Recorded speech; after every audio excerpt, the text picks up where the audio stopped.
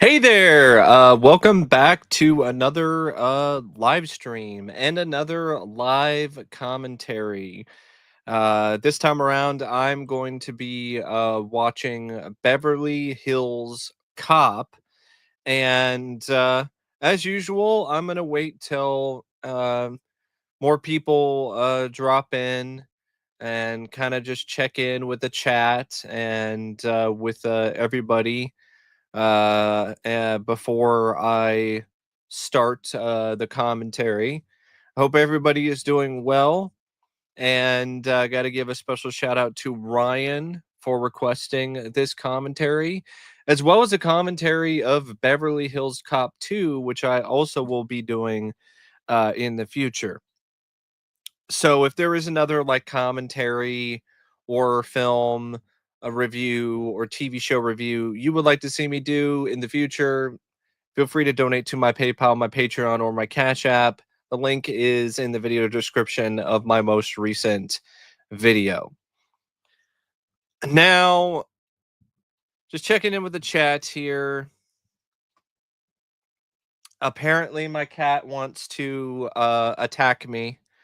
I guess he doesn't want me to be doing a live stream tonight. Unfortunately, he's just gonna have to deal with it. Um,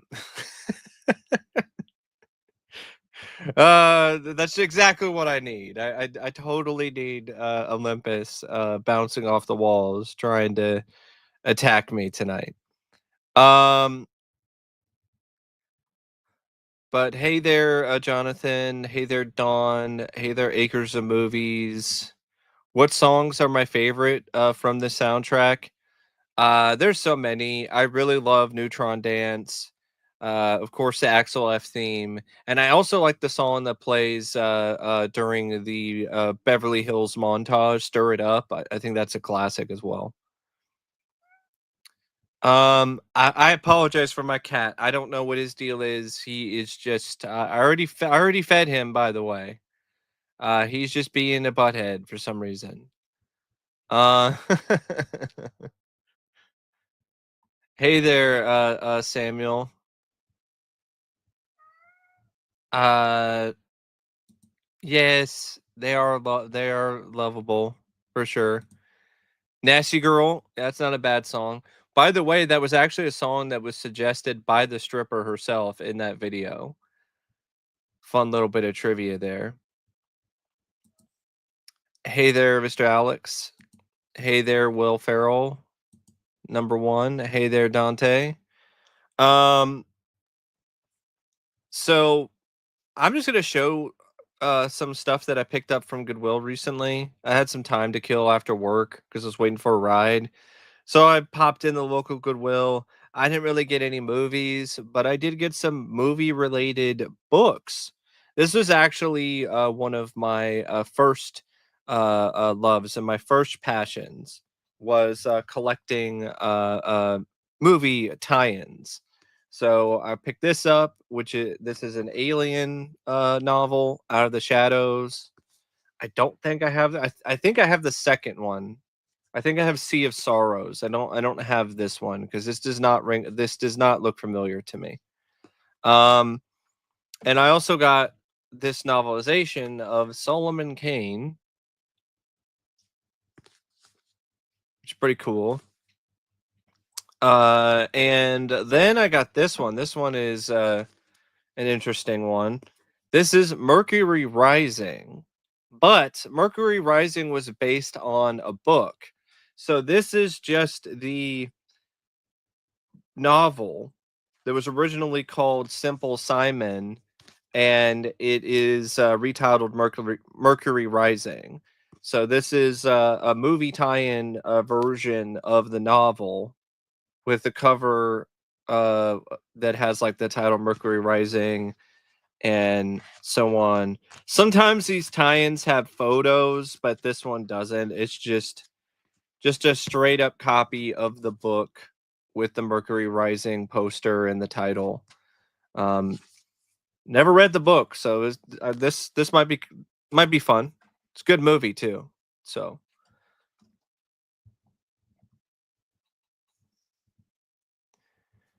Thoughts on Dracula's Widow? I actually haven't seen that one. I remember seeing the trailer for it, looked kind of interesting, but no, I have not seen that particular movie. Hey, it was one of the first VHS tapes that I remember having, or at least watching as well. Like I grew up with the first Beverly Hills Cop a lot. I had the VHS that I think was like a Paramount Gold label release that I got from like a thrift store. Do I like the Problem Child movies? I like the first movie. I don't really care for the sequels. Um, what made me love cats? Well, I've always honestly had cats in my life ever since I was a kid. I would probably say what made me love cats is my first cat. Her name was Emily, and she was the sweetest, kindest cat you will ever come across. Was super nice. Even was in tune with me to the point where she would actually come in and try to comfort me and help me out. When I wasn't feeling too good. So it's a cat. That's a cat that I actually genuinely do miss. I still like Olympus. He's a good boy, but he's being a butthead right now who needs to stop trying to get behind the computer table. I don't know what his issue is right now. He's being annoying. um, but yeah, I do like cats. Cats are fun usually. Sometimes though they can be a pain. Maybe he wants to play. Maybe that's what this is. Okay, all right. Okay, all right. Come on, get up. No, give me it. Give it to me. Come on. Okay, all right. Come on. What is wrong with this thing? Okay. Okay, come on, Olympus. Get over there. Come on. Come on now. Come on. Come on. Up. Come on. Up. Up. There we go. All right. Okay. Okay, there you go. What?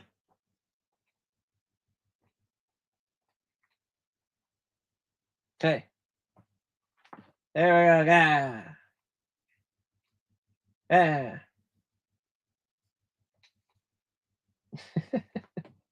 All right. Got it. Oh, got it. All right. Come on.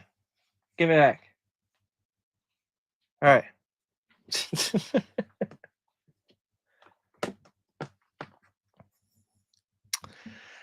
So had to help him out a little bit there, get burn off a little energy.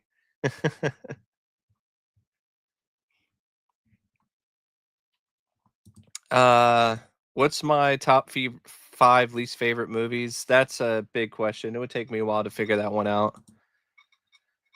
Do I like the cigarette scene at the beginning of Beverly Hills Cop? Yeah, it's a great scene. I don't know why the title was changed. It's not a good title. Mercury Rising is a much better title than Simple Simon. I haven't seen Weeds.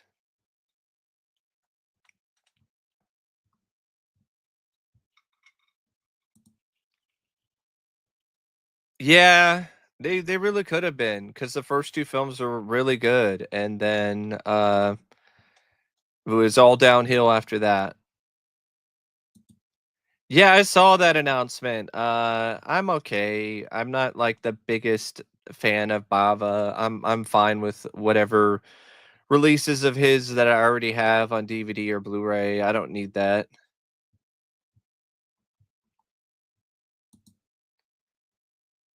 You enjoy the movie very much. Need to reorganize your DVDs. Yeah, I feel you on that. I definitely do. Hey there, Jesse. Oh, and speaking of Rogue City, I actually am gonna play that. I need to start testing it out pretty soon. I probably will. I'm a little worried about my PC. It's not a new PC by any means, so I'm a little worried about it being able to handle playing the game and also recording the footage. But I'm gonna test it out pretty soon. Do a little practice with it, and then record like a couple hours of gameplay. So if that's something that you might be interested in seeing, and I know there's actually a good amount of people who actually have been waiting to see me play that game. Well, the wait is going to be over fairly soon. Do I like Giancarlo Esposito? He's fine. He's not one of my favorite actors, though. No, I have not reviewed Son-in-Law, but I do enjoy that one. That's a fun movie. I would probably say that is my second favorite Pauly Shore movie after Encino Man. Yeah, I heard about the passing of George Wendt. May he rest in peace. George P. Wilbur also passed away, I think, pretty recently as well. The actor, was it George P. Wilbur or was it? I think that's who it was. I think it was the director. I might have been the guy who played Michael Myers in the fourth movie. Now that I think about it, I don't know. I'm a little out of it. Forgive me. Um, No, I've not seen Extreme Justice. I've seen the trailer for it though, and I do have it on DVD.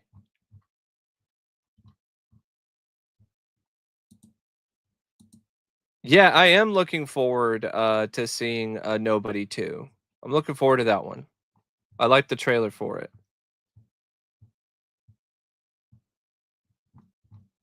It honestly looks like one of the better movies that is going to be coming out this year. And I never really thought that Nobody 2 would be like a sequel that I would be really excited to see. Even though I did enjoy Nobody, I just never really necessarily thought that the sequel was gonna be, like, really high up on my list, but after seeing that trailer, yeah, sure. I haven't seen that trailer yet, but I really do like Zootopia. I would say it's honestly one of my favorite, Disney films, that they've done, in, this particular era of Disney.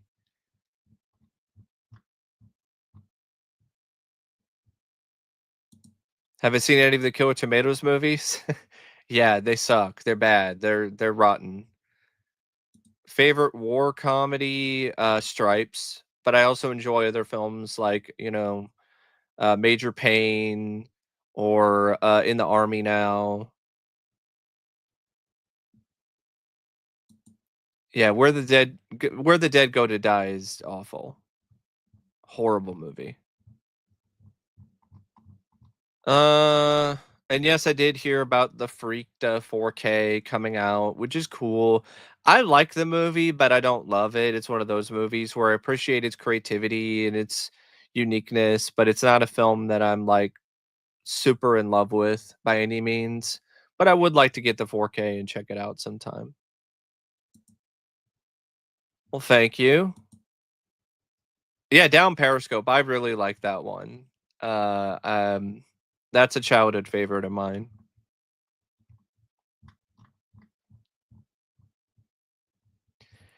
So I'm just waiting a little bit more here before I get started. Just to give everybody a heads up, if you have the movie ready to go, I'm gonna do the countdown as usual. Countdown to one, then you press play, and then you'll have it all synced up, hopefully. And I'm gonna do my best to provide hopefully an entertaining commentary. I got to be honest. I don't think I'm the best at this compared to other people, but I'm gonna give it my best shot, like I always do. No, I don't really think Broken Arrow is Die Hard on a desert. Broken Arrow is its own thing, and I love Broken Arrow. Broken Arrow is great. It's a great movie. Hey there, Donnie. Do I like Neon Maniacs? Uh, eh. There are things about it that I like, but it's one of those movies that I think is not really the best. I think it could have been a lot better. That's almost a movie that I think could genuinely be right for a remake. Some viewers say Cat's Eye is that yeah, it kind of doesn't. I mean, I don't think those reviewers are that off. It is honestly over the top in a lot of ways. Yeah, Sandblast. I read about that. That would have been interesting. Interesting to see.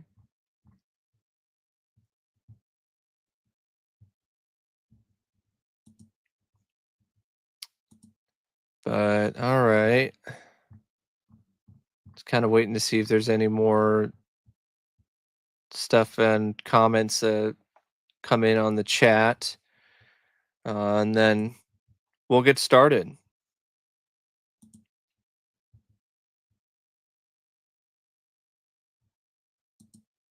Definitely, Jonathan. I would take all of those over Where the Dead Go to Die. It's not even close.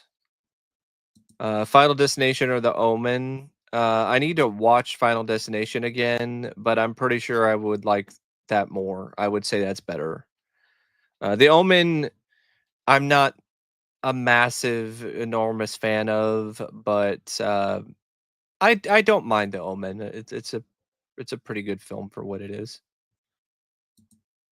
Yeah. Is that fucking Foley in here? God, I love Gilbert R. Hill in this. He's actually a real homicide detective. Yeah, Jesse, great soundtrack. One of the best soundtracks for sure. All right, so on that note, let's get going here. So I have the films ready to go, and 3, 2, 1, pressing play. So here we have the Paramount logo because this is a Paramount film, and this movie was originally intended to be a film starring Sylvester Stallone, but Stallone's demands were a little out there, and so what happened was they wound up going with a different cast member for this film instead of Stallone.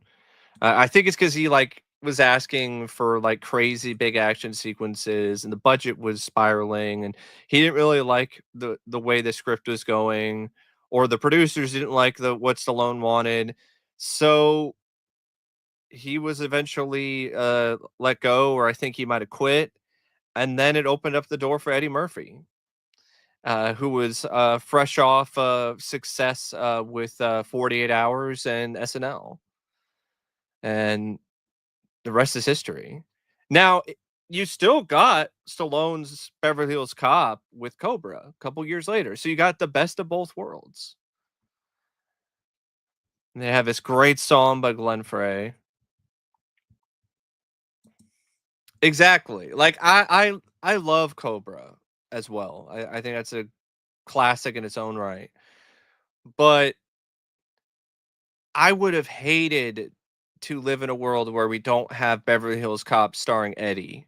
Like if you just had Stallone's Beverly Hills Cop and no Cobra and no Beverly Hills Cop with Eddie Murphy, like that would have sucked. So I'm really glad that that didn't happen.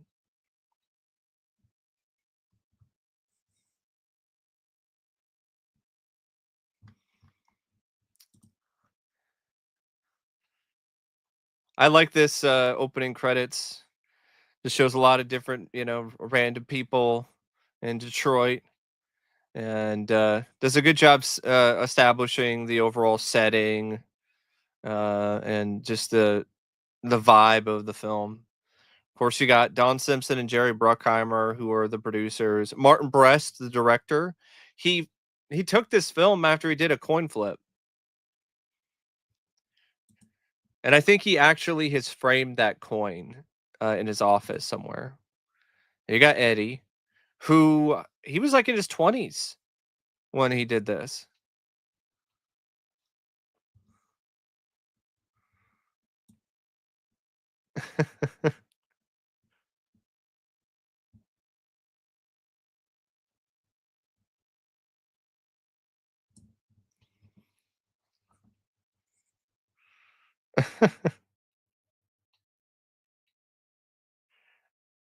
His charisma at this time, like in his prime, Eddie's charisma was just off the charts. Like nobody, very few actors were even close.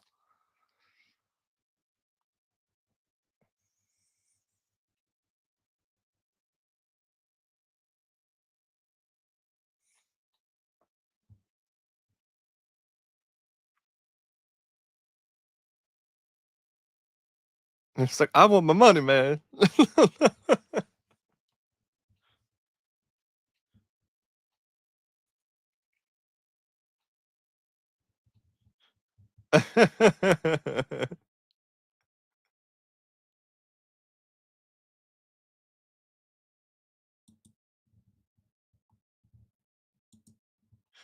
I love that bit.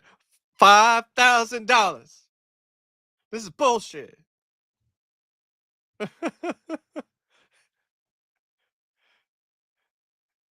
And then you have the cop car that just shows up right behind him.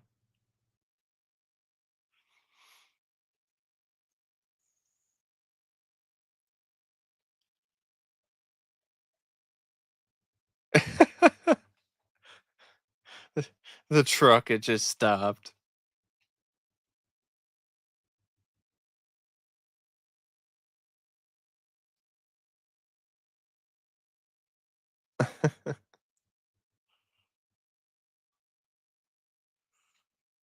Here we go.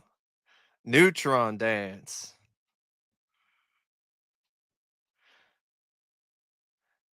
Then you have the stunt double, who is obviously not Eddie Murphy. I mean, it is painfully evident that that's not Eddie, but it's still a great sequence.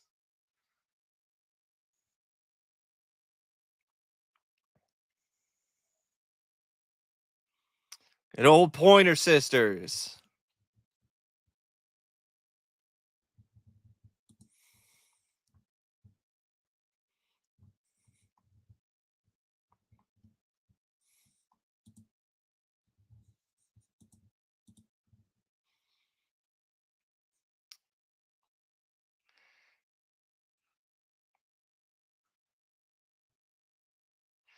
I mean, that's a pretty dang good stunt there. Hanging out from the back of that semi.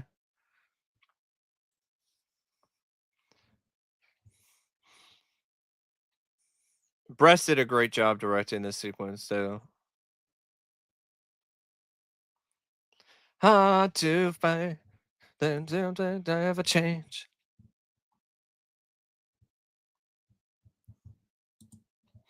Just burning, doing the neutron dance. Dang. Smash that car up.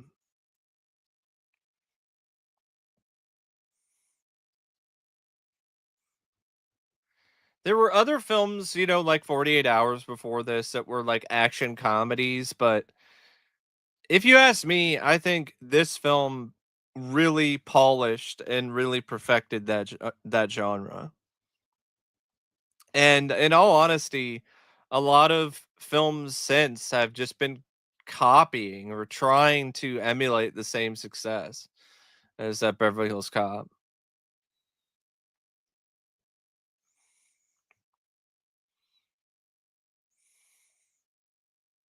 Dang.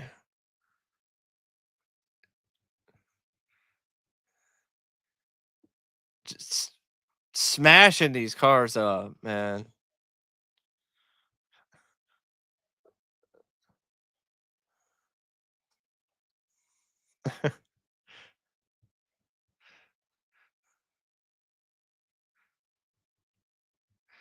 Straight to draw the line. I'm just burning, doing the neutron dance.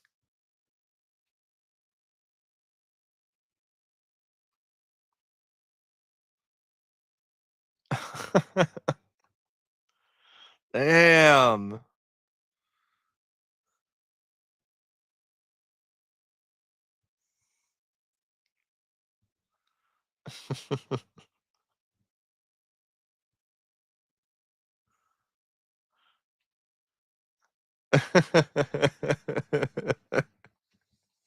I love this. Foley, we should have known it was you.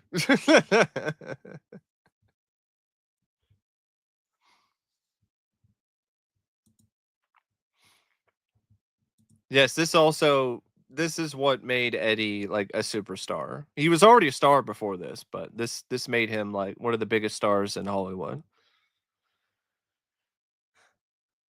Then you got Paul Reiser here, who's good in this, but I've been rewatching SNL and I've been watching season 20 for an upcoming SNL video, and his episode is one of the worst episodes I've ever seen in my life.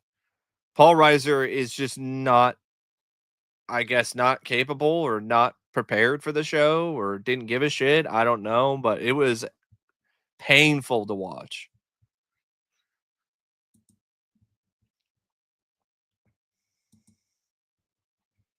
It costs probably a pretty penny. Definitely, definitely iconic. I love the poster. La la la la la la la.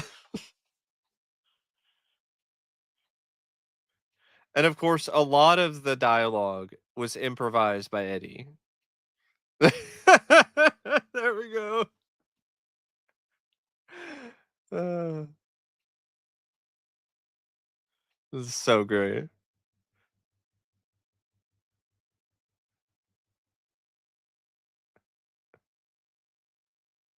What's your fucking side of the story? Let's hear your side of the story.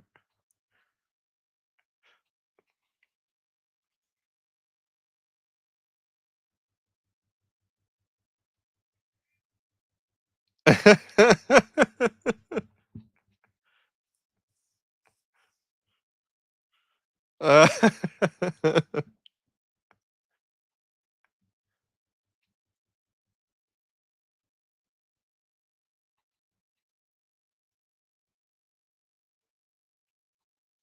this is none of your fucking business, Jeffrey.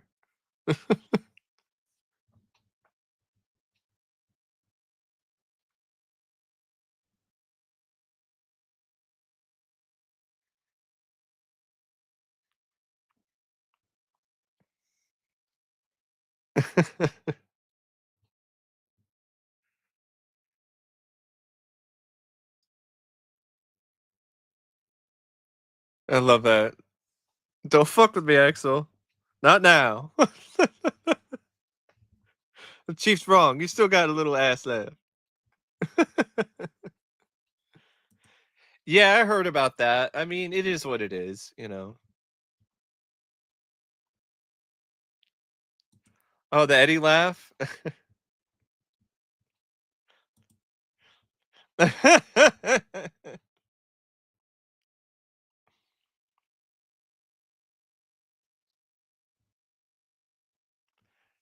Speaking of the Eddie laugh, like, I get it. I get why Eddie stopped doing it, but man, like, he should have just continued to own it. Like, who cares? Like, it's just the way you laugh. You don't have to stop doing that. Yep, the theme by Harold Faltermeyer, who is just honestly in a lot of ways like the king of synthesizer scores in the 80s. He not only did some great work here, he also did some great work with Fletch and Top Gun.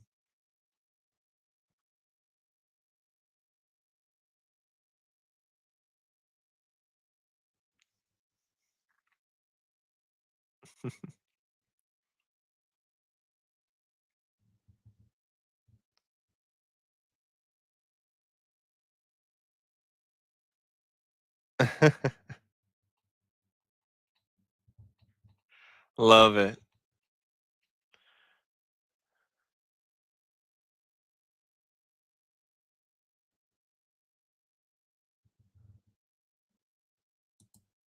I love that. Got a pistol. Pop a cap at somebody.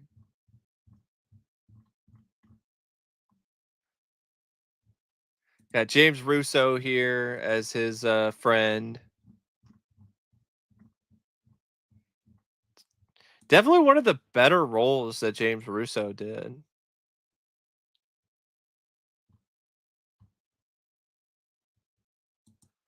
If they didn't have Lisa Ellebacher, I don't really know. I don't know off the top of my head, really.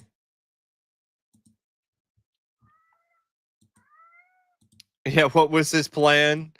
I don't know.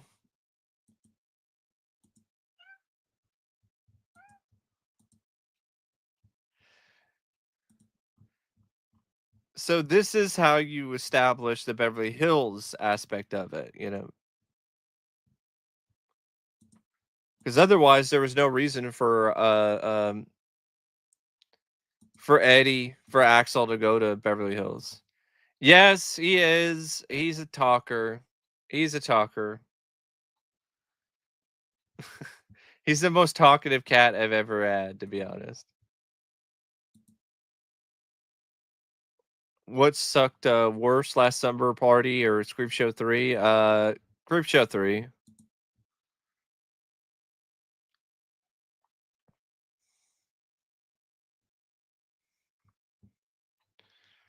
Another good song in the background here.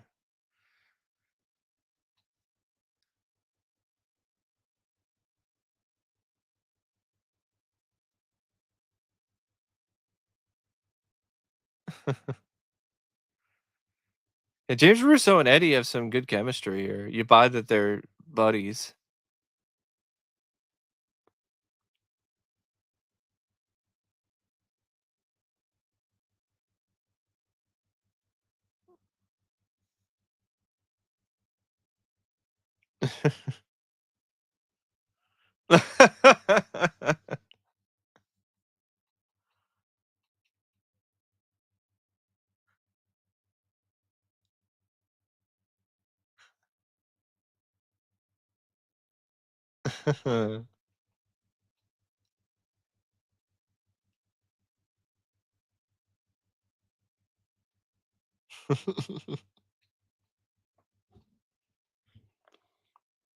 See, this is a good way to establish their friendship, and it doesn't need to be that long. Don't need to have too much in terms of, character development.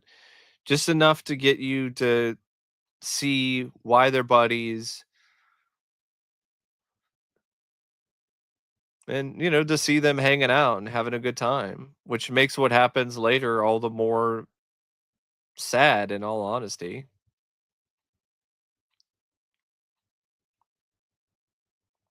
And shocking.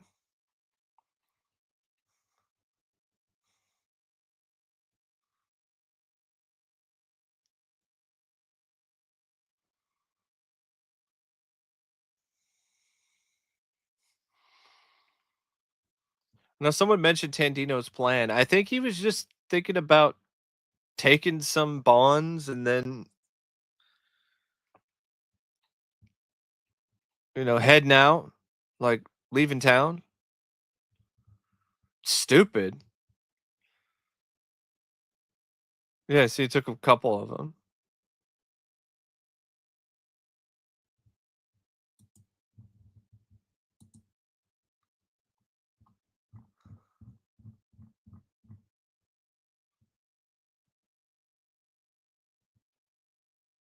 Got this guy. I think yeah, Jonathan Banks, who plays such a good henchman and bad guy.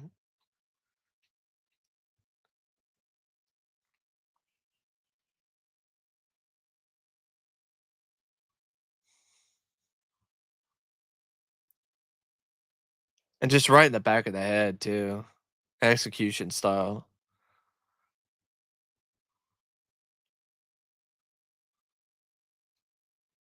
They don't fuck around, man. Maitland's men don't fuck around.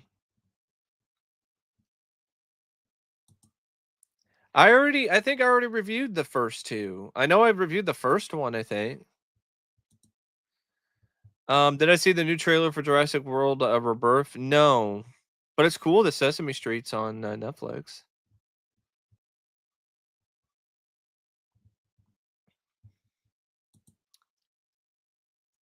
That's tough. I guess it's Pat. What are some of my favorite movie soundtracks? This soundtrack, Beverly Hills Cop, Over the Top, Top Gun, Shocker, just to name a few.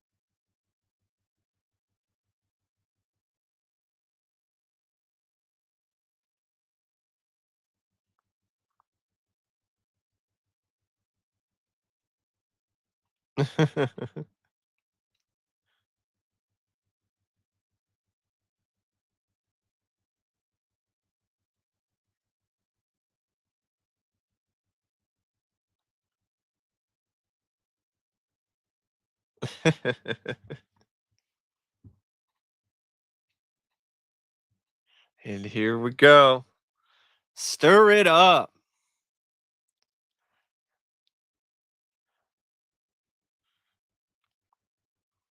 I'm definitely not alone on this. Like, this montage probably made like so many people just want to go to Beverly Hills. Part of me still wants to just check it out sometime solely because of this sequence. I love it so much.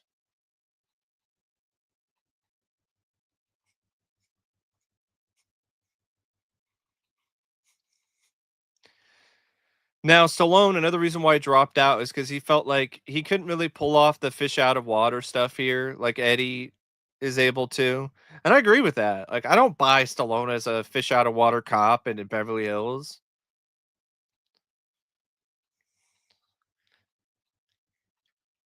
Stir it up. Got to make it up now. Thinking about tomorrow. I didn't wait to stir it up. No, I'm not really a fan of the crazy frog thing, to be honest.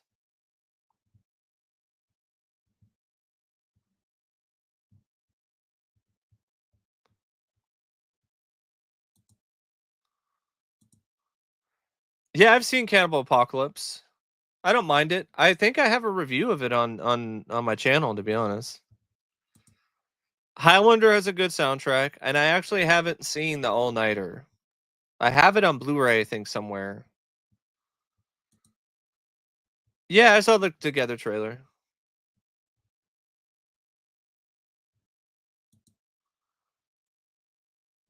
Because a cop in Beverly Hills doesn't sound as good as Beverly Hills Cop. That's why.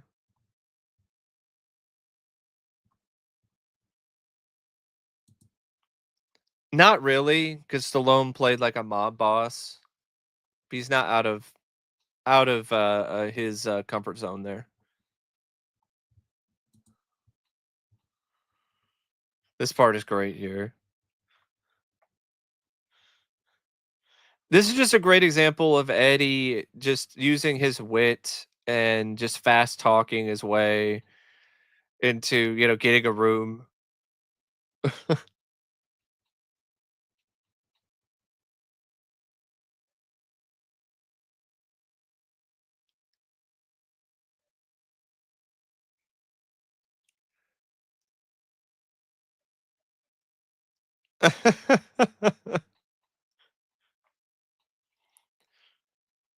Michael Jackson is summed up with the world as long as he doesn't up a tell home. Yeah, it's great.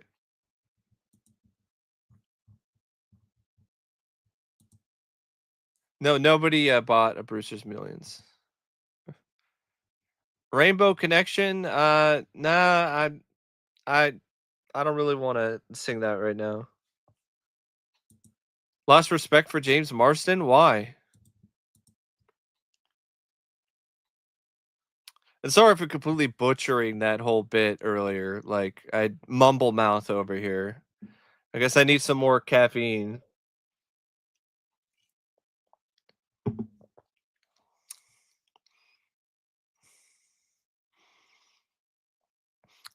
He's probably cracking up because he had yeah, I think he had a suit just like that, or it's a Michael Jackson. Yeah, that was a big thing, people wearing those suits.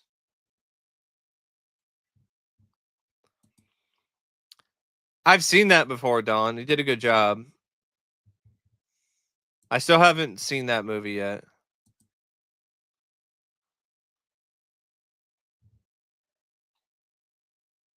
Okay. Yeah, okay. All right. Now I see what you're talking about. Sorry, I forgot about that. Cuz actually I haven't seen that documentary series. I love his reaction to this cuz this is like one of those things you're just like, "What the hell is any of this shit?"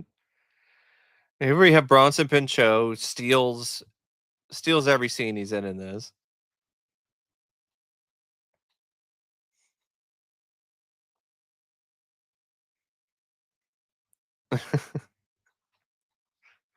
Pertaining, meaning, regarding.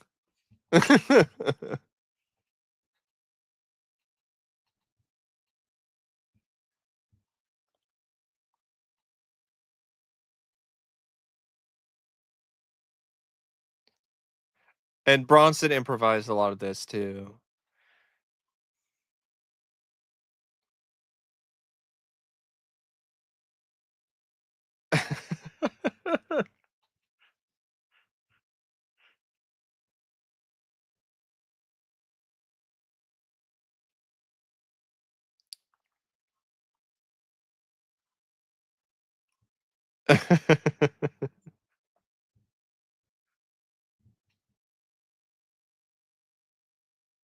The fuck out of here!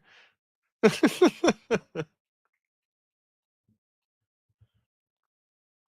fuck out of here!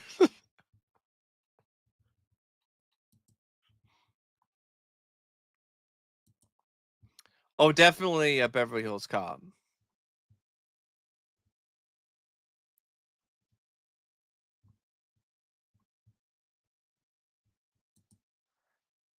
I mean, those are probably thrown out. I don't think anybody owns those because it was a prop. And Lisa Elbacher here.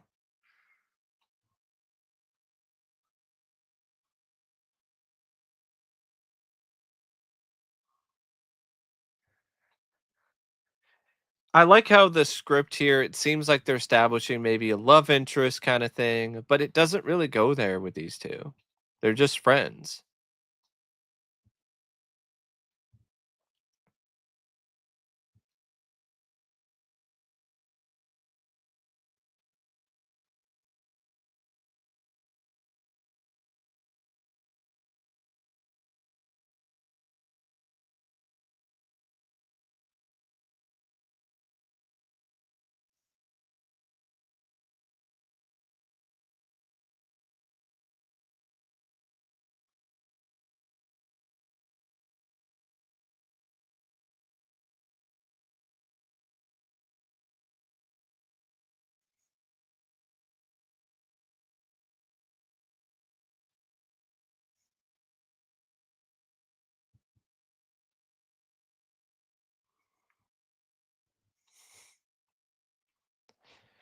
So the shirt that Eddie is wearing here, it says Mumford Phys Ed. That's actually a real school in Detroit.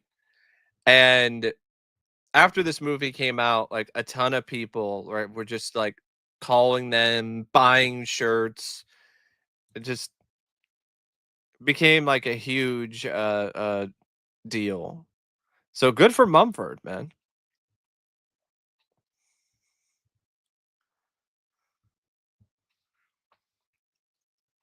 Floor delivery is my life.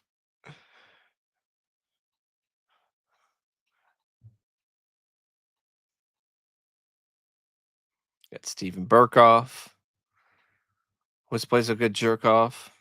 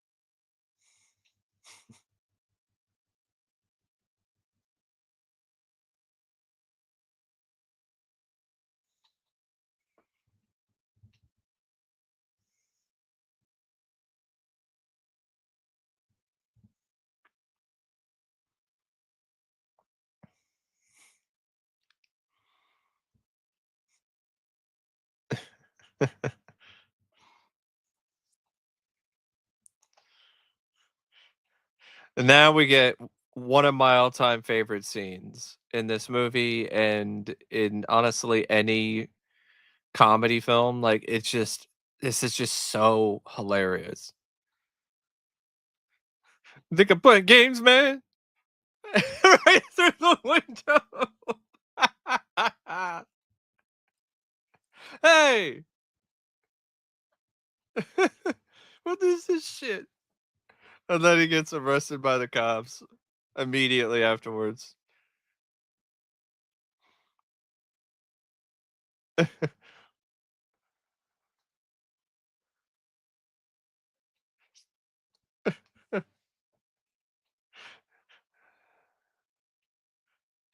The window, man.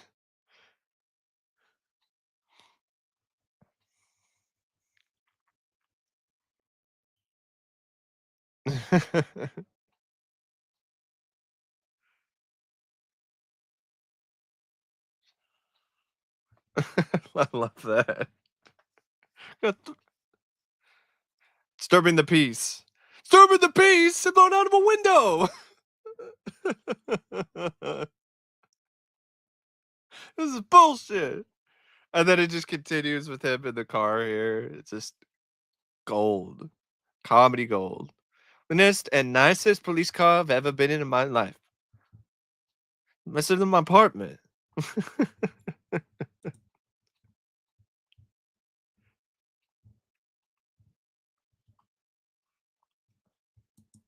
Yep. Really good at that kind of stuff.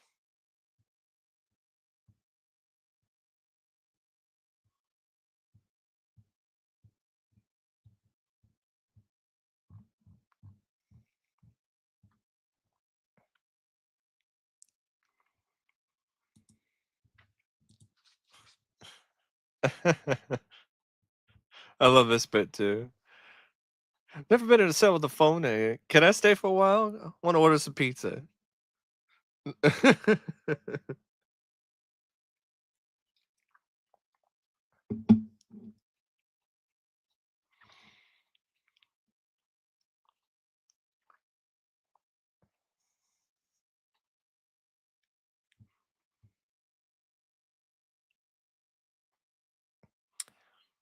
There we have Rosewood and Taggart. Now, Judge Reinhold and John Ashton, they also improvised a lot of their stuff too. So it wasn't just Eddie who was improving here.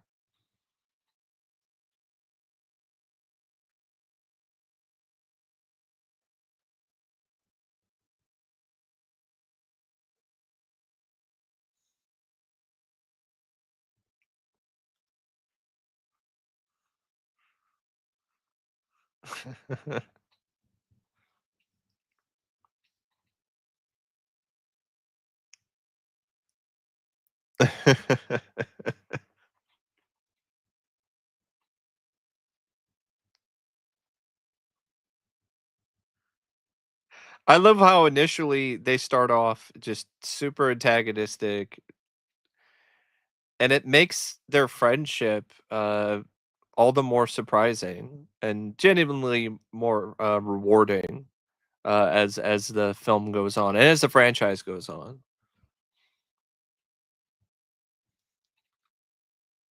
And you got Ronnie Cox here. This is a big role for him.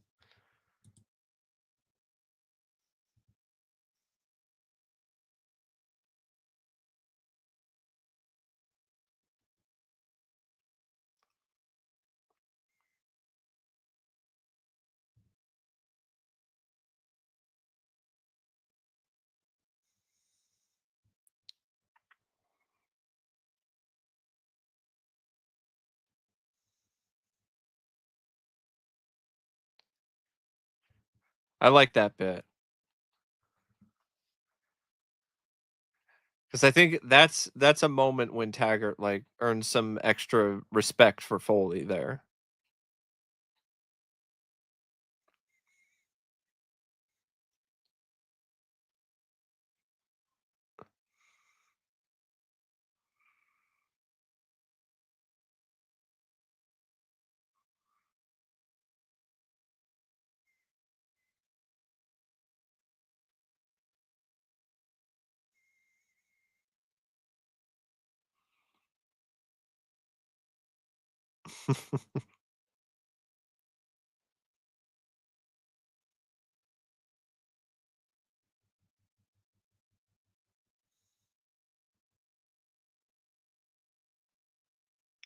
But it's true though.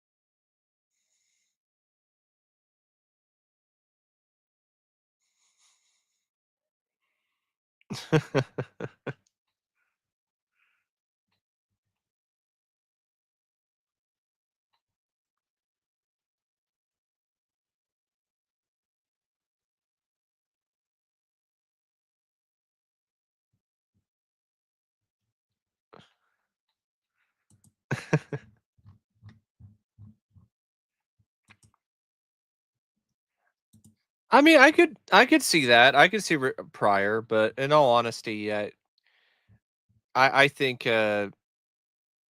he would have been better off, maybe as the police chief, that kind of thing. I just I think having Eddie here in his prime, in his 20s, it just adds an extra amount of energy and something unique and different that I think would be lacking otherwise if you had somebody else cast as Axel.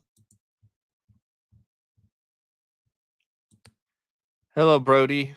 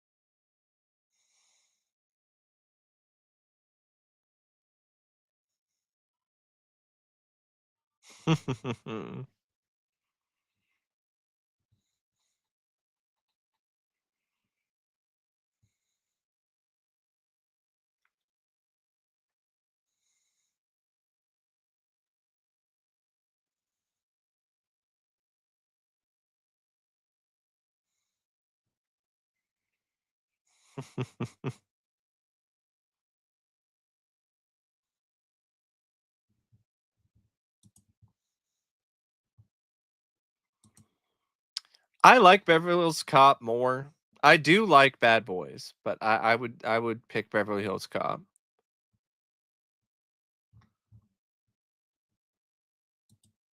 I don't think that would have worked. Hey there, Bobby.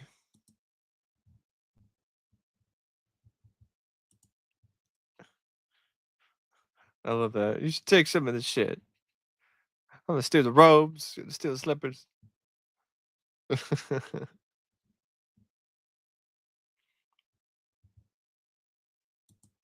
This is great.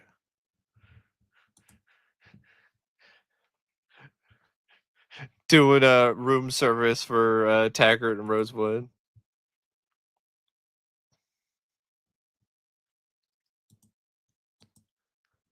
Yeah, Beverly Hills Cop 4, Axel F was a lot better than Bad Boys 4. Yeah, RoboCop is excellent. The original, not the remake.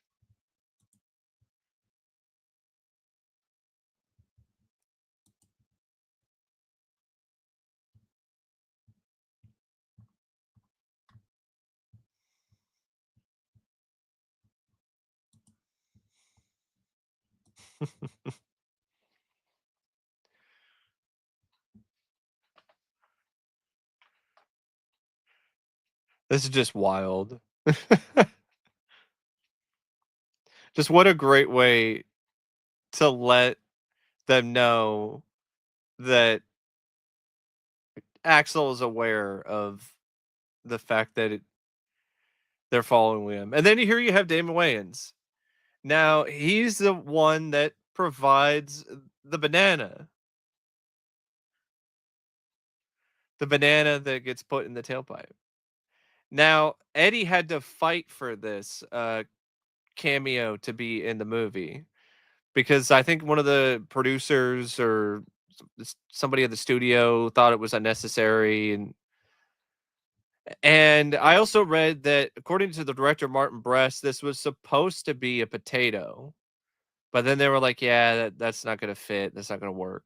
So then they went with the banana instead.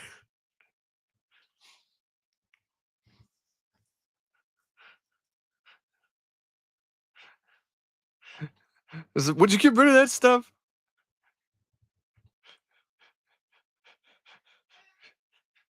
Rosewood just trying to eat the food.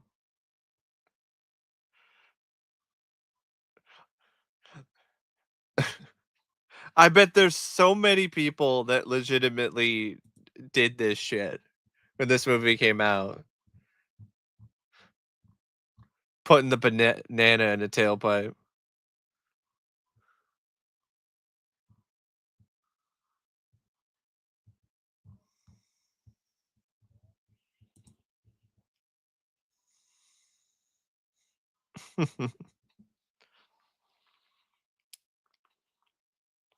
So you get the banana in the tailpipe bit, which is classic. And then you have this scene, which is also another classic scene. There's just so many classic, really funny, really entertaining, really enjoyable scenes stacked on top of each other in this movie.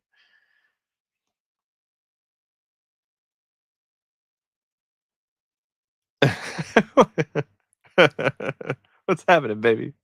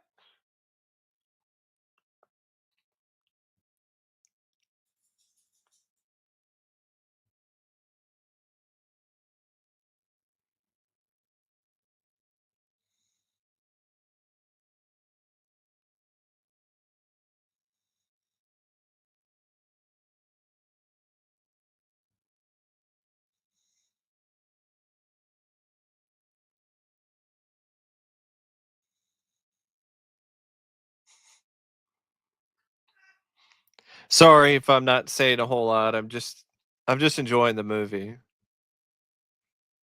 Just try to pay attention to. There's the bearer bonds.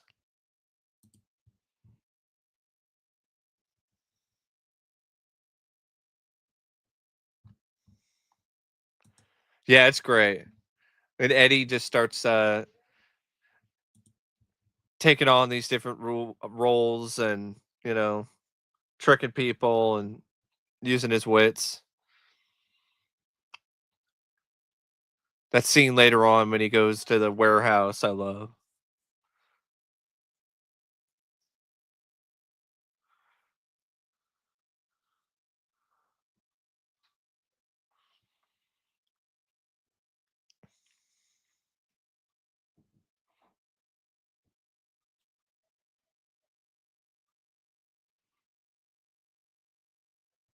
Oh shit, that's cold.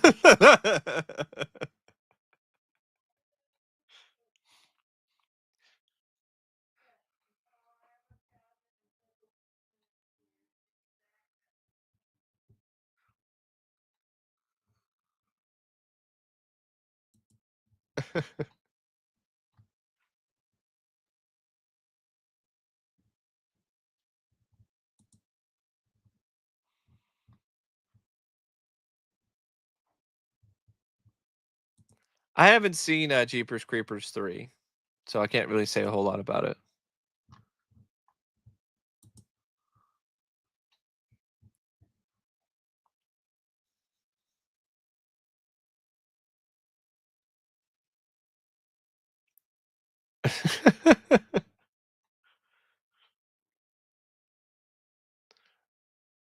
Oh my god. Anti-banana disguise. May come in handy.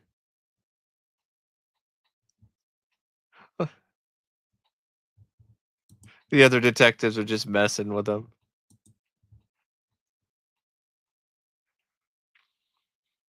Yes, this scene is just so good.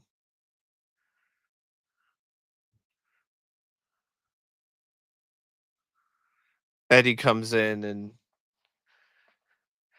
does the whole inspection.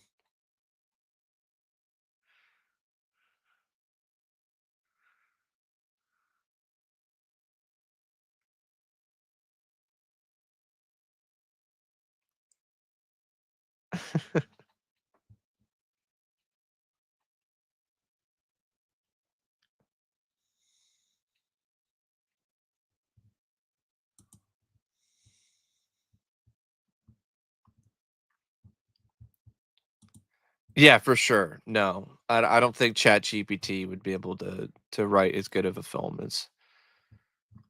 as this.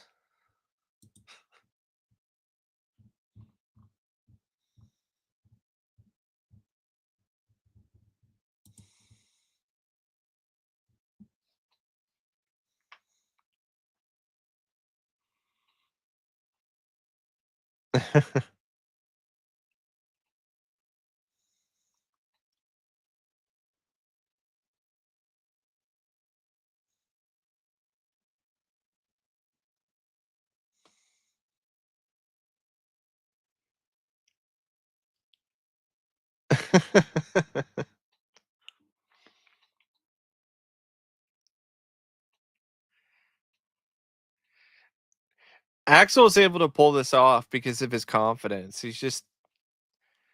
He's brash, but also unbelievably confident.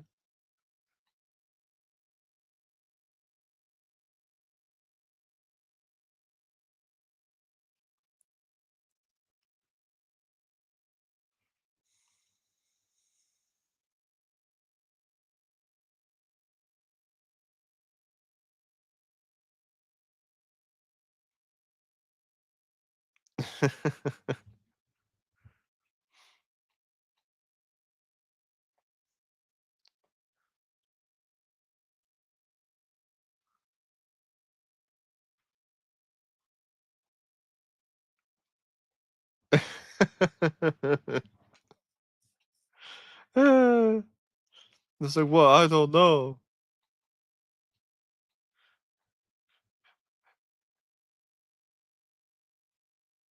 You gave him a match?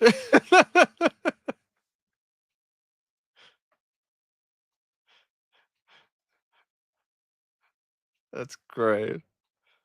With the exception of Cleveland, this place has the worst security in the nation.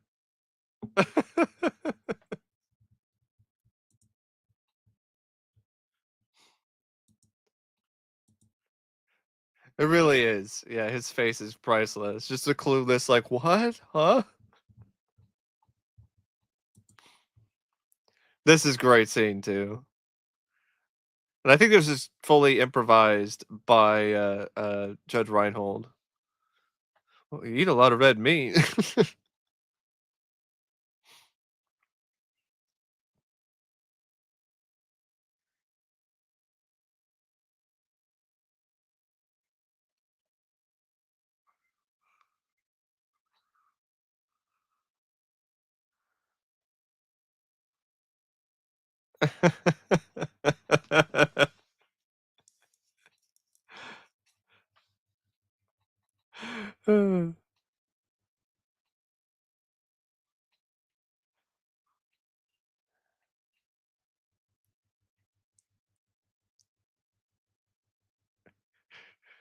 That guy's clearly trying not to crack up.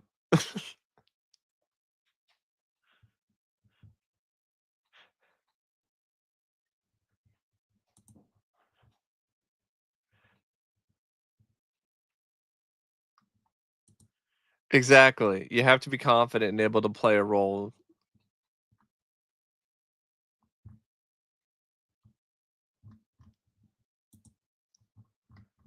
It's just these two are just so good.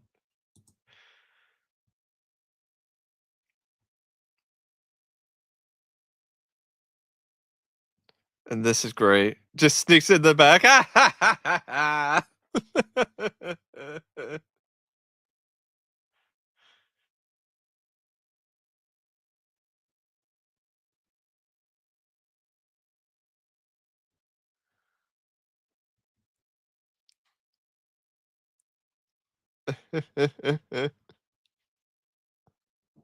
Get out of here.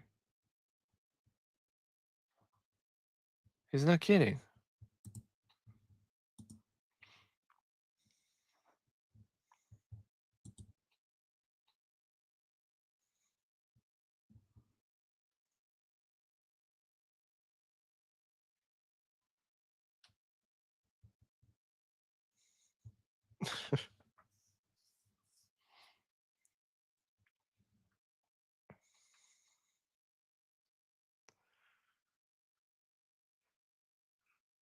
This is a great idea for the three of them to bond.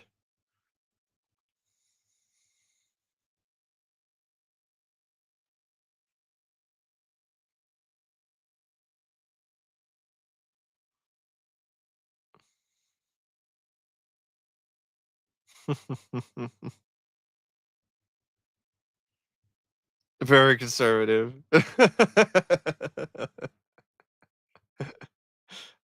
And then it just bam, right to the stripper.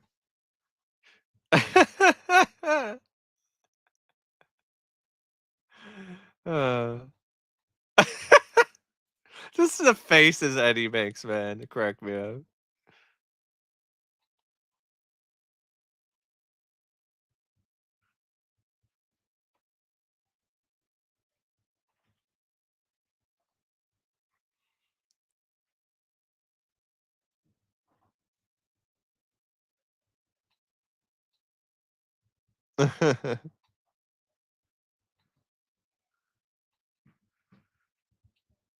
You think it's supposed to get hard.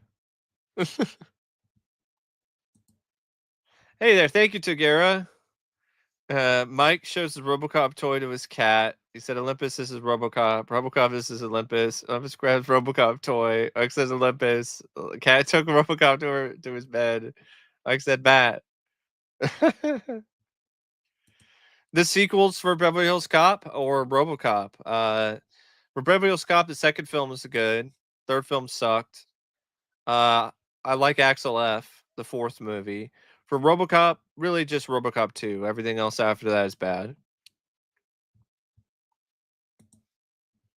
Yeah, it's great. The way they build a camaraderie is fantastic.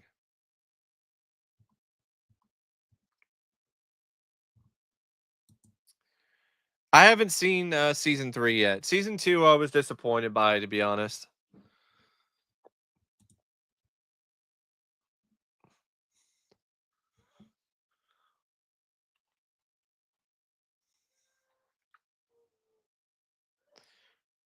The setup here with this, this guy trying to stick up the strip club while the 3 cops are there is also really clever.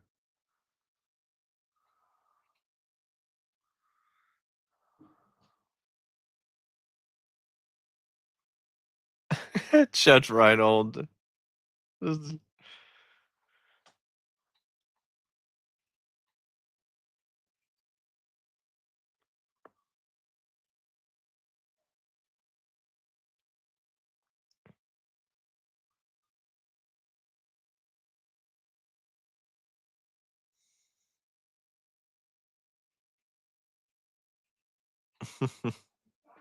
I like that.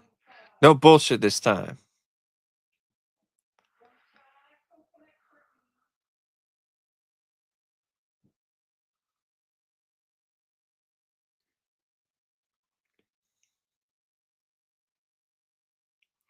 John Ashton, he actually had a TV show where he was actually he played a cop. I think he was partners with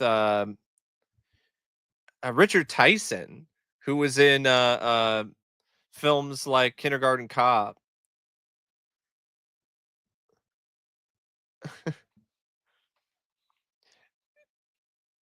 Eddie's doing his Bill Cosby impression here. Hey, it's Bill.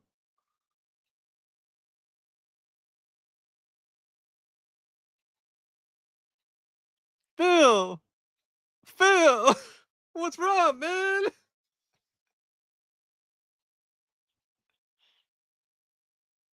You changed, man.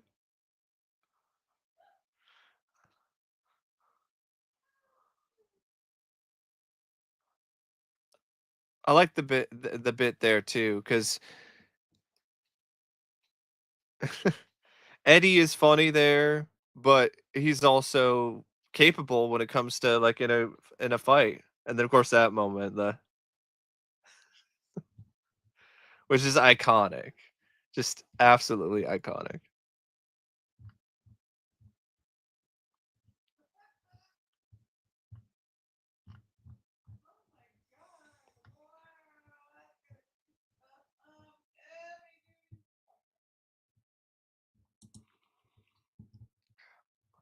Yeah, for sure. How can you not have fun making that scene or shooting that scene? My cat's name is Olympus because that was his name. He's a rescue cat, so I just kept his name. I didn't change his name or anything. Yeah, he's great in Midnight Run too. That movie is great. I think didn't Martin Brest also direct that too?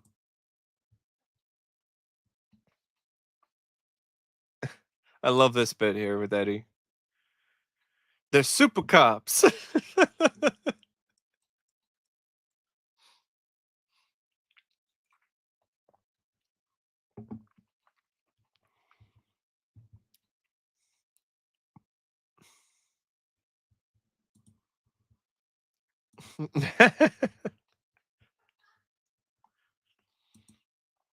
Yeah, Hardball, Midnight Run. Charles Grodin is so funny in that. These things go down.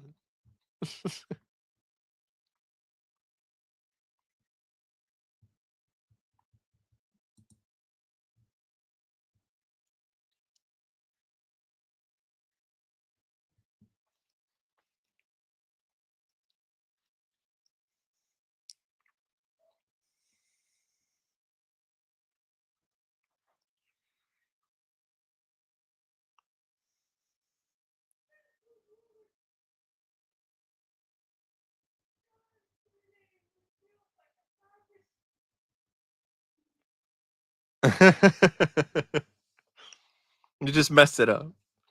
Okay? Trying to figure you guys out, but I haven't yet. But it's cool. You fuck up a perfectly good lie. It's all right.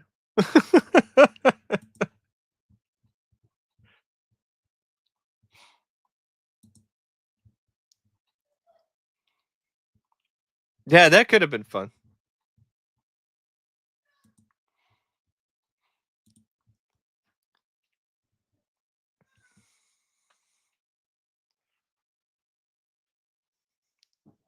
Oh shit. Gonna go to the office now. That's never good.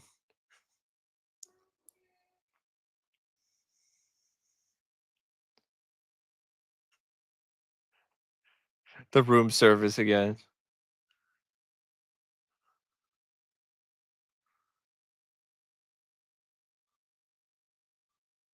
I love that. He's like, "Here I am." It's almost he's almost like a cartoon character at points.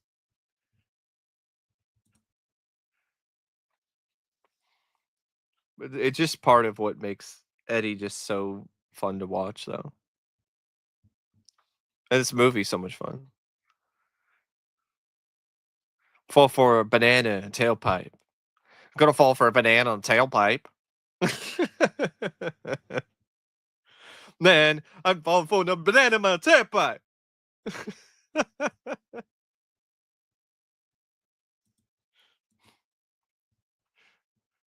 I'm just fucking with you.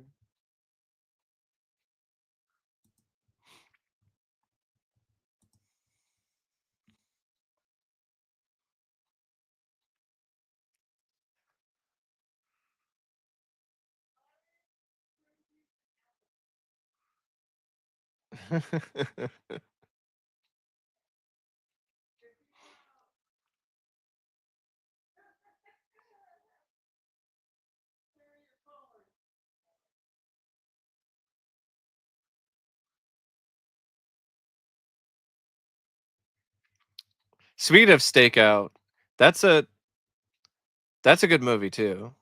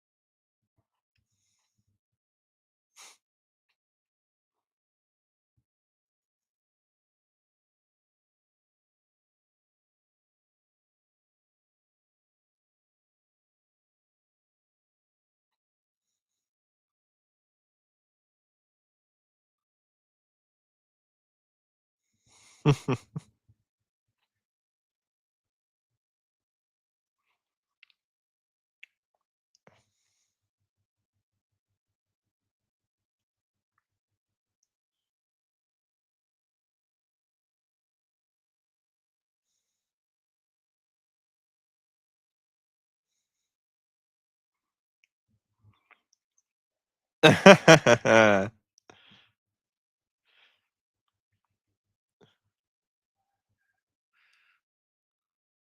love that. Love that laugh.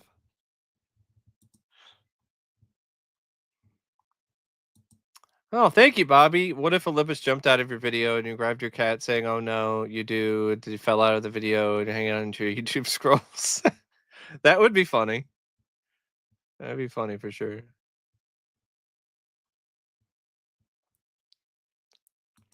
Yeah, it is. It's from other movies.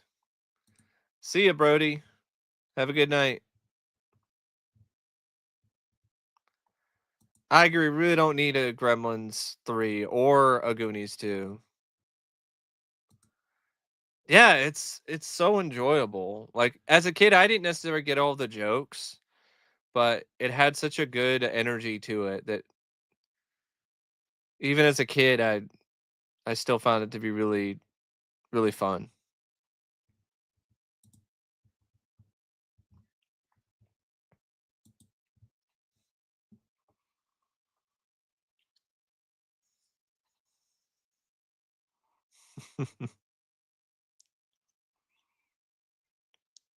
It's another great scene. crashes the Maitland's party here. To Maitland.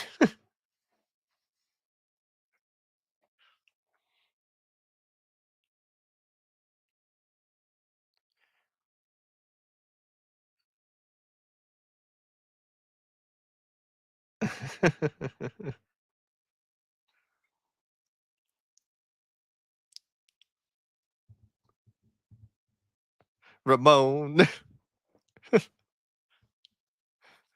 If, Hoopy Simplex 10.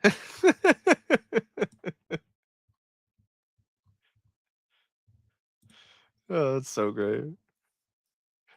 You should check with his physician to make sure everything's okay before things start falling off on the man. I think that would be best.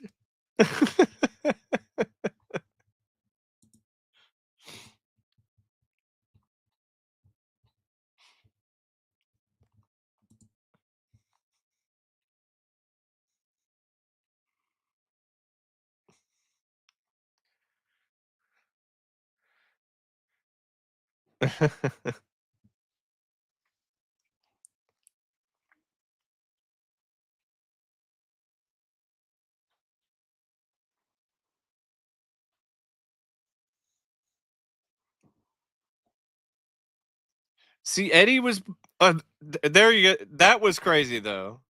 Why did they have to have a stunt double for that? Like, it's so obviously not Eddie. It's a big, burly black dude with a mustache. Like, what the fuck? Like, I love this movie, but that is really absurd and unnecessary. At least get a stunt double who looks more like Eddie. Like, that guy looks like Richard Pryor on steroids.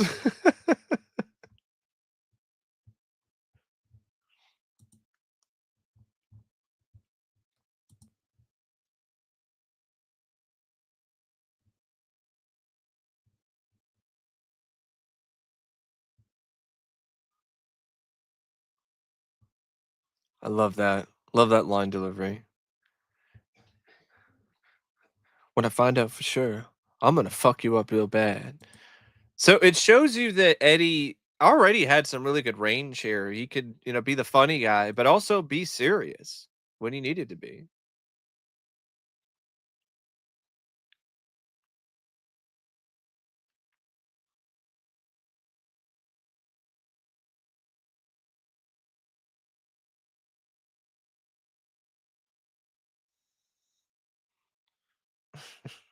I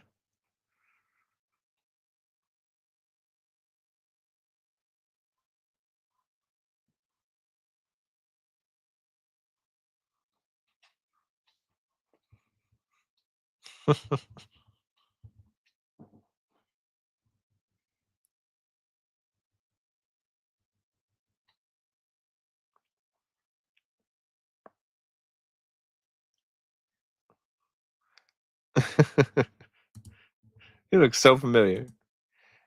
Yes, it is. In a lot of ways, it's closer to the actual tone of the Beverly Hills Cop films. At least the first two.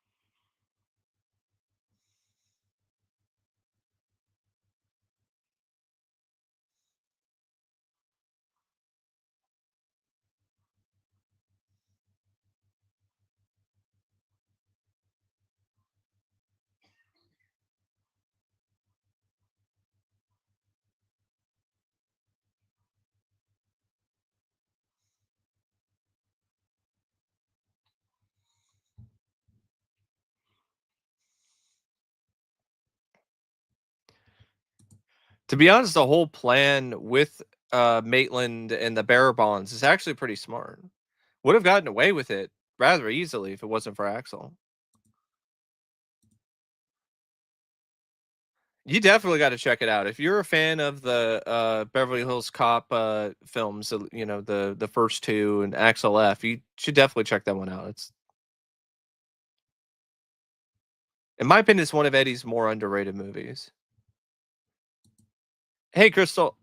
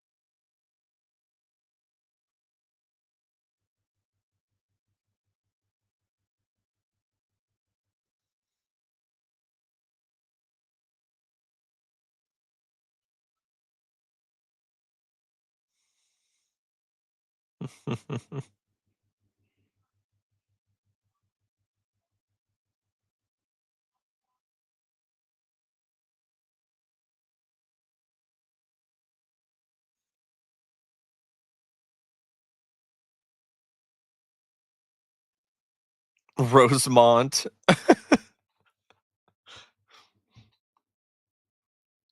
It's Rosewood, sir.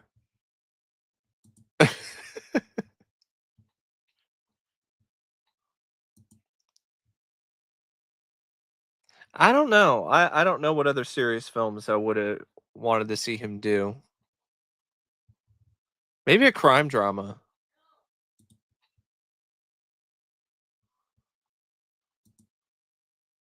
Deserved the Golden Globe.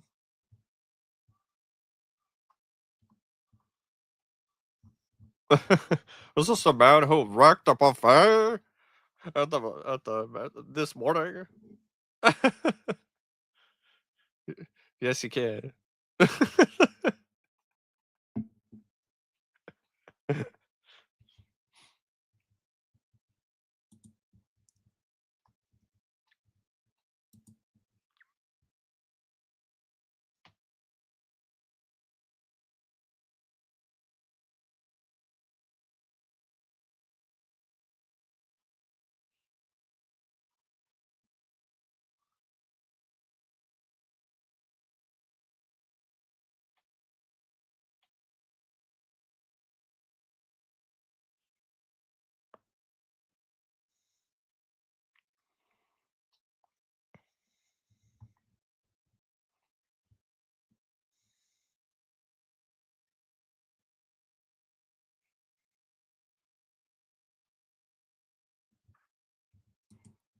Like that Billy stands up for Axel there.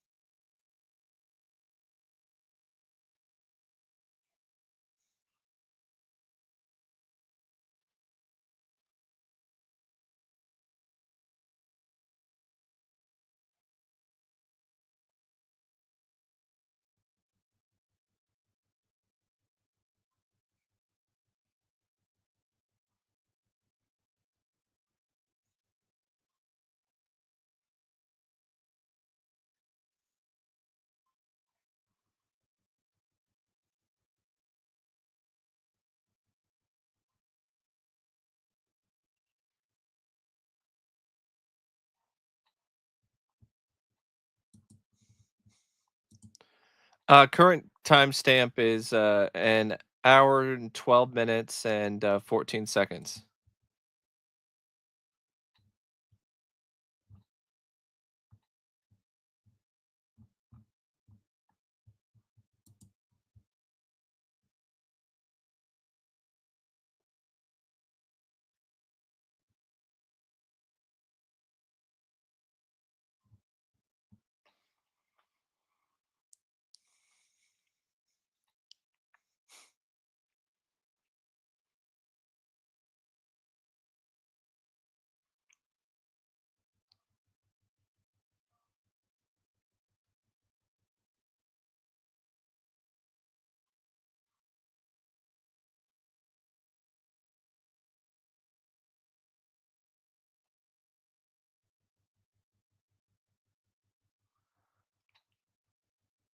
Oh, man, you could just feel a chill in that room.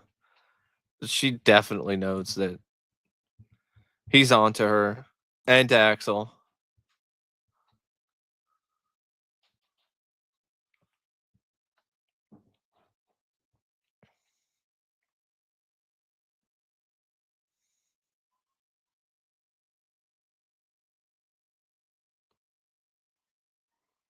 Billy.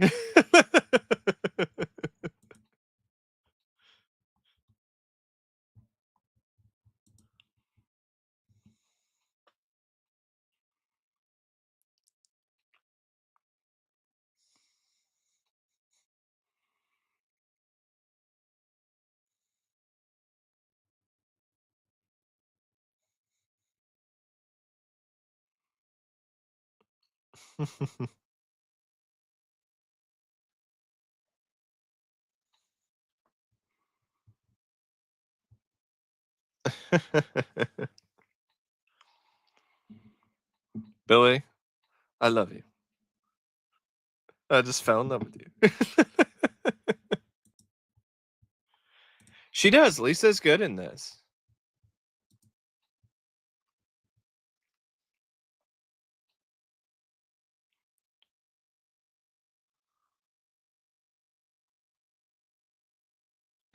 The one with the lemon twist.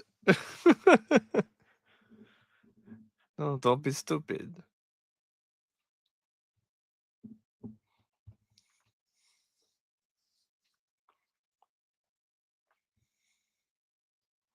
To be honest, an espresso with a lemon twist sounds disgusting as hell.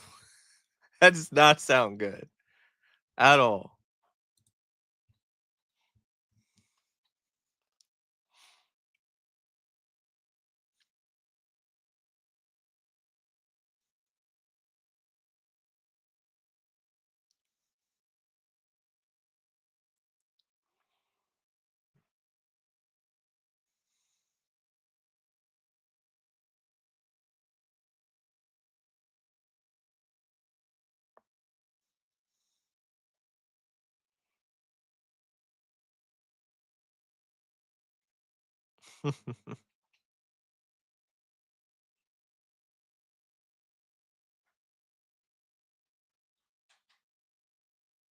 Fuck.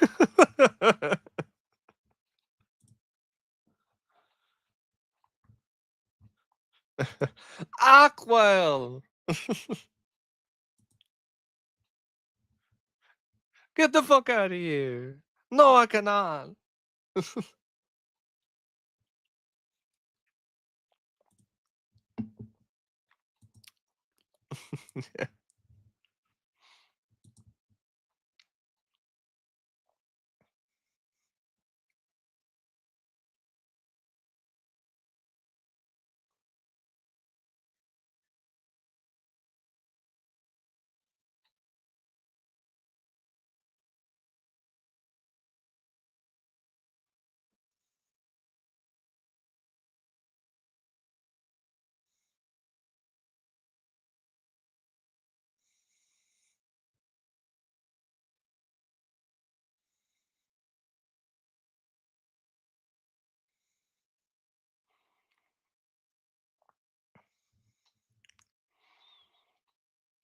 There we go.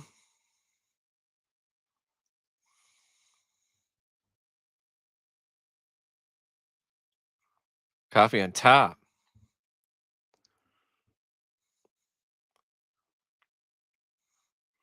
This ain't sugar. That Bogomil. Yeah, he was. Ronnie Cox was great.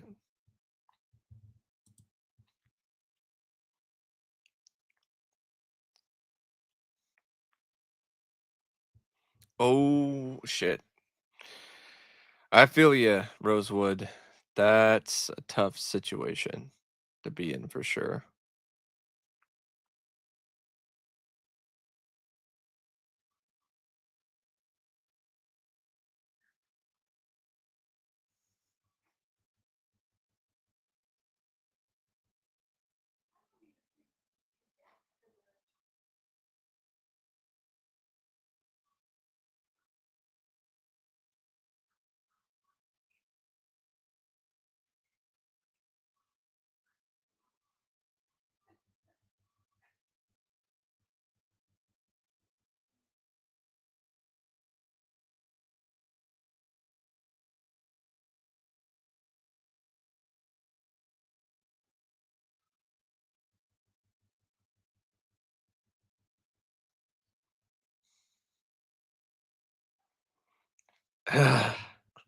Brokaw is just so intimidating here.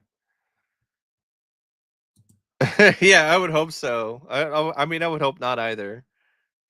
I mean, that would explain kind of the way he acts, though. Maybe the lemon twist is cocaine.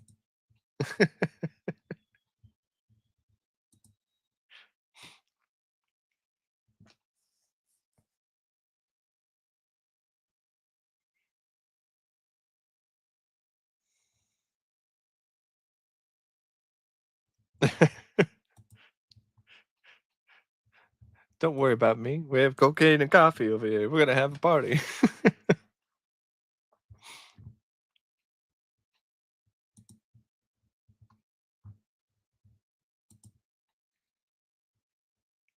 Caffeine and coke? Like, couldn't that kill you? Coke's already a stimulant.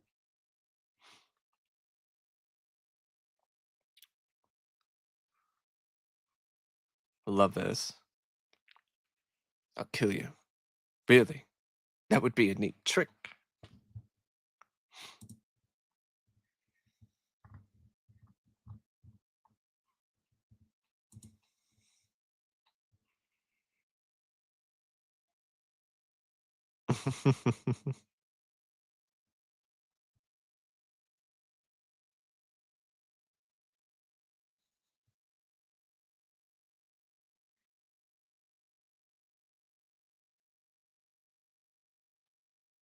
Oh,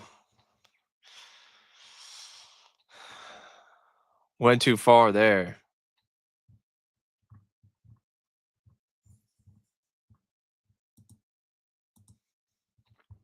Yep.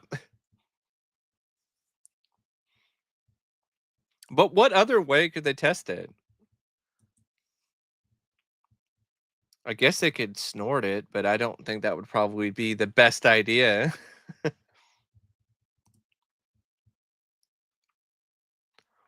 Maybe if you taste it, then like you don't get high.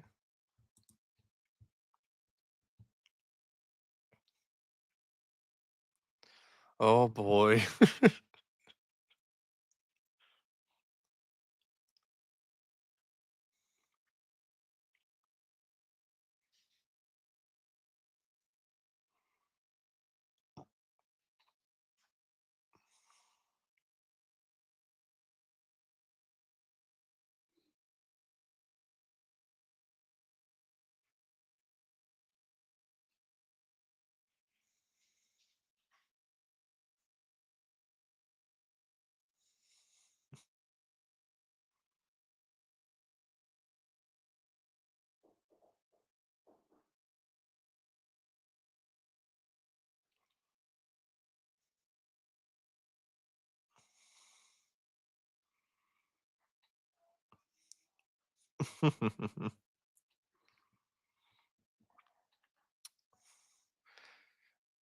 See, Eddie did the punching there.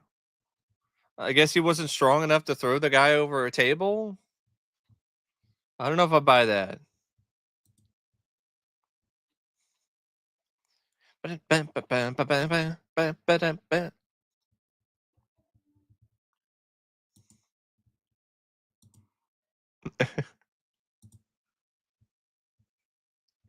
Oh, hey, thanks, Matt.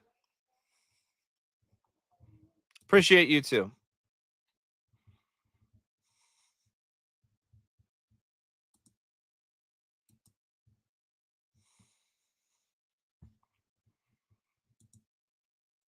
By the way, I like the Slappy profile pic.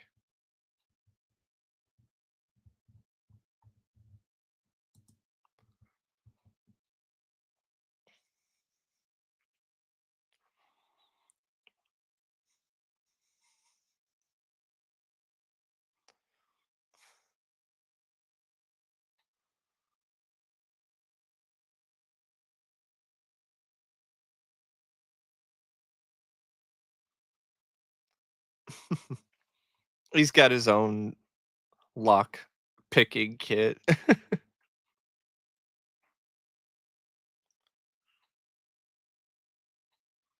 Here comes the cavalry. Well, not yet.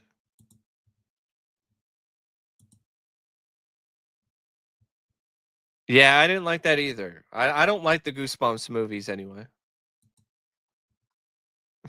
Billy doing something dumb again.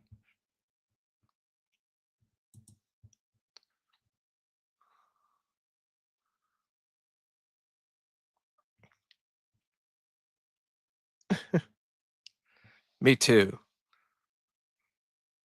I'm going in with Axel.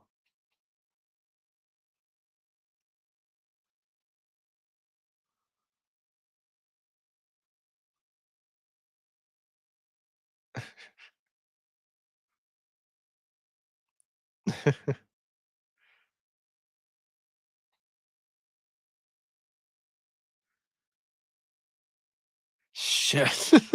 Wait a minute.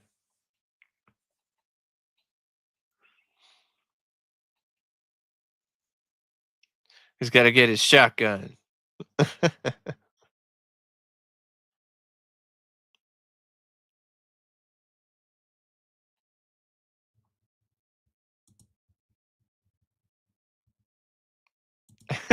Yeah.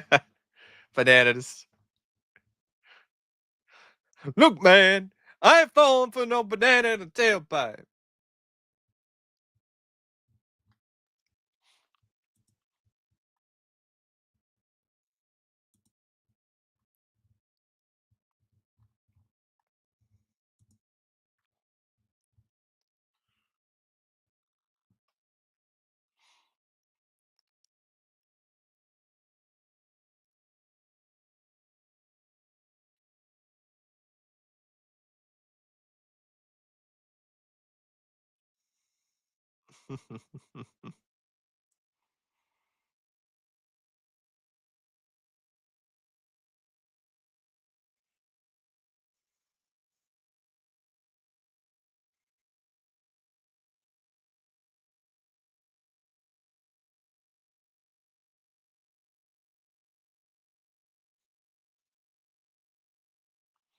I think this is the same mansion that was used in Commando.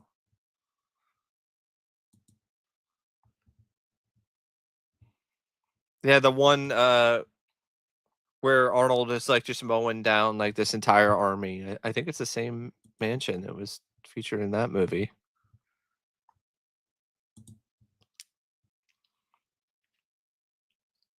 I could be wrong though.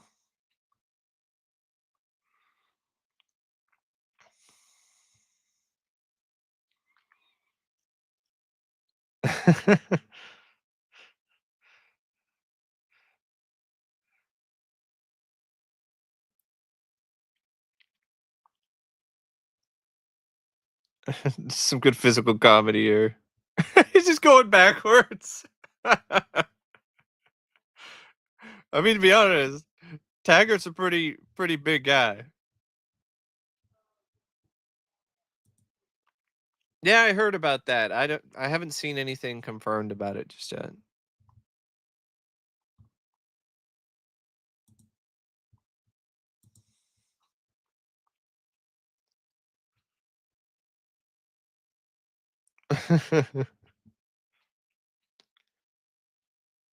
It's like we could do it.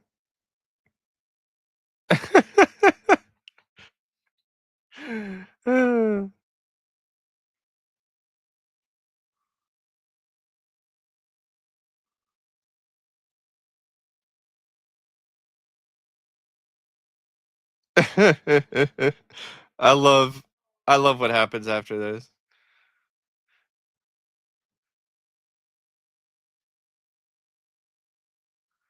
Cuz you have the shootout here, which is great.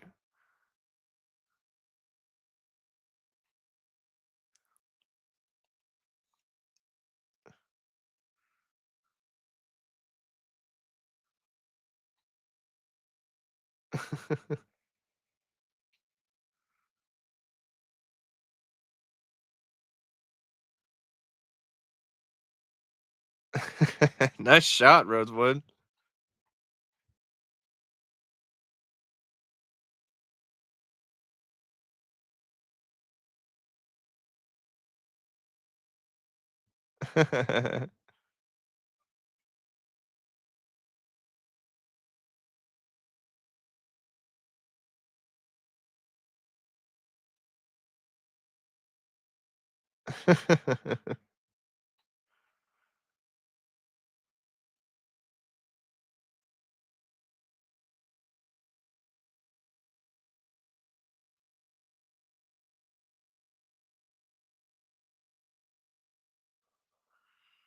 Love that shot. That's a somersault and then shoots the guy right in the chest.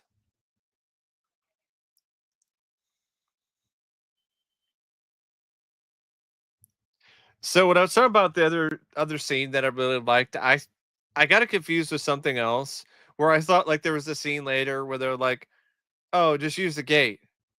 You know, you didn't have to like do the whole thing where you go over the ledge.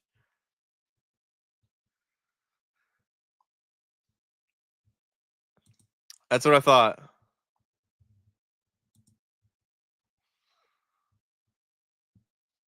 And they're like, "Fuck you." It kind of reminds me of the I love that line. You do that again, I'll shoot you myself.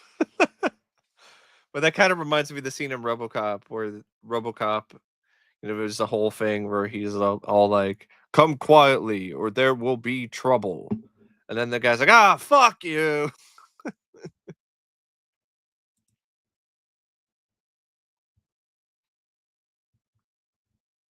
Yeah, it's a good score.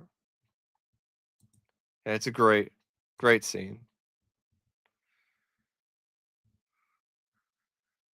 He had Eddie's stunt double again there for some reason.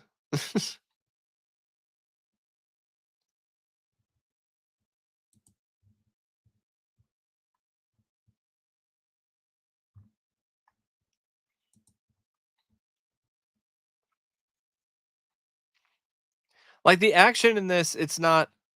I would probably say, it's not the most unique or original, but it's still got a good amount of impact to it. There's a lot of gunplay. It's still thrilling. Still provides quite a thrill.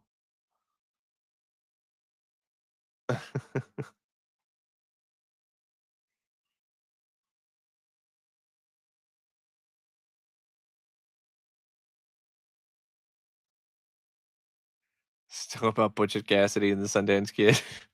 Philly, I'm gonna make you pay for this.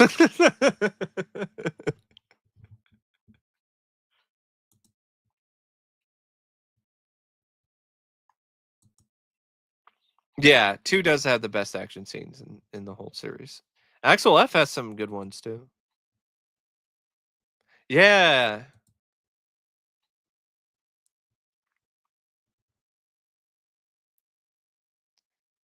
I really love this bit right here. Bam! Hooked him up. Waited for him to turn around the corner and then just nailed him.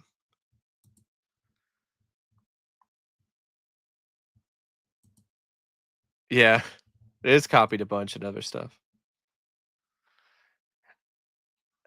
And then you have Axel getting shot. So he actually gets wounded here. He doesn't get out of this without a scratch.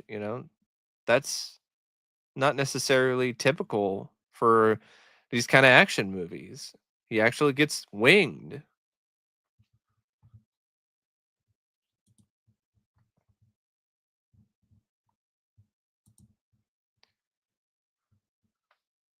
I love that. You're gonna hang around here? Fuck no.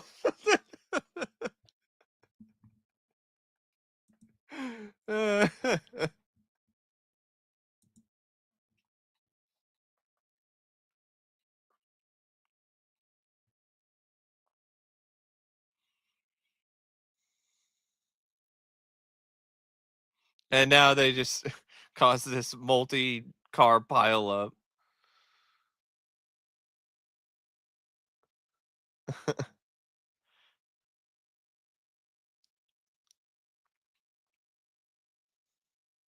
Love the framing of the shot here by Breast.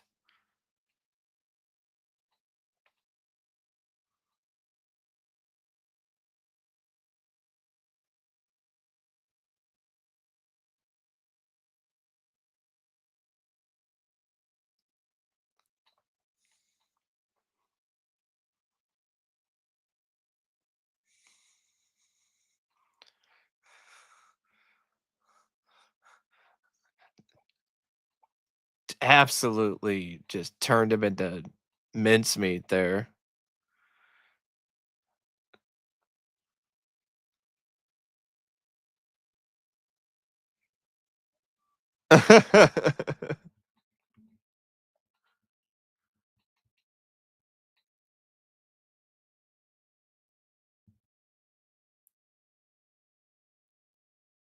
Very good. Great. I love how Axel and, the police chief, they got to take out Maitland together. That's another thing that helps Beverly Hills Cop stand out from some of these other films. He's not just doing it by himself. Yeah, Beverly Hills Cop, it was the biggest hit film of 1984, and that's a really good year. I mean, it outgrossed Ghostbusters.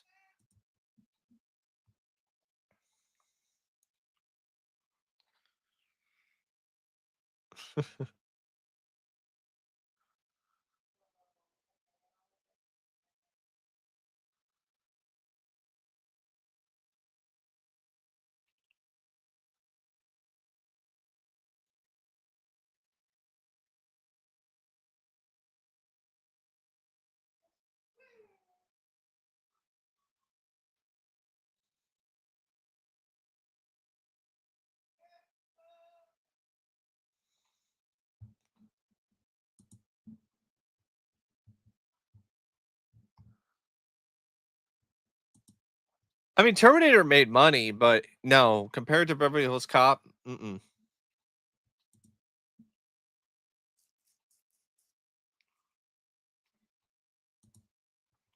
I think it's Detective Bogomil, by the way. I don't think he's the chief yet. Exactly. He defends Axel's actions.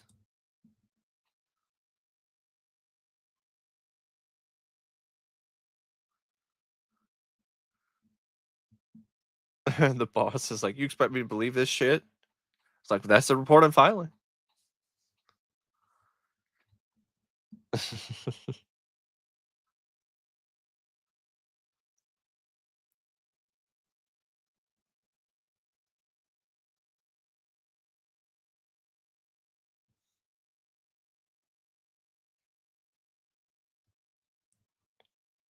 Happened just like the lieutenant said, chief.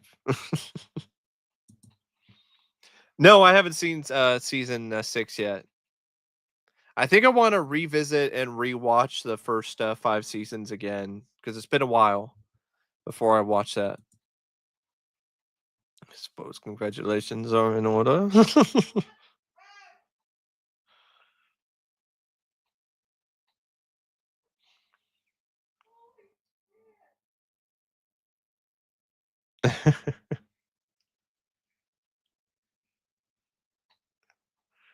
You lying your ass off.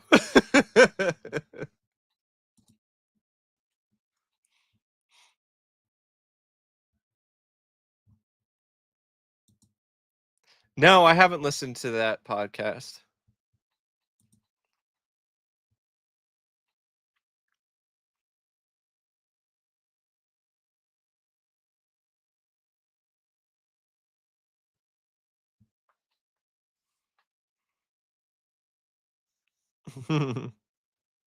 They're gonna stay in Beverly Hills.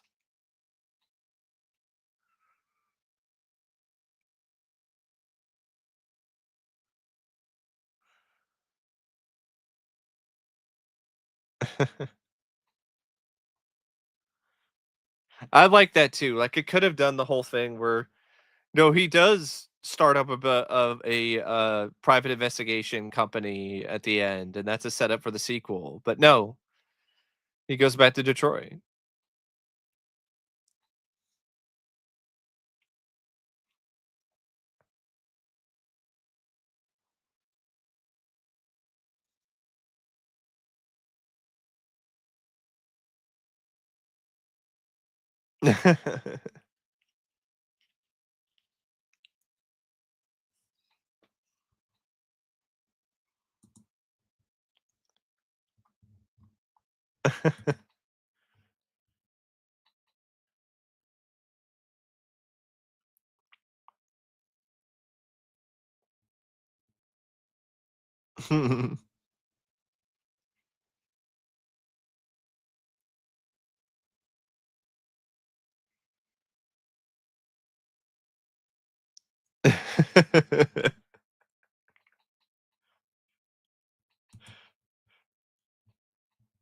That's great.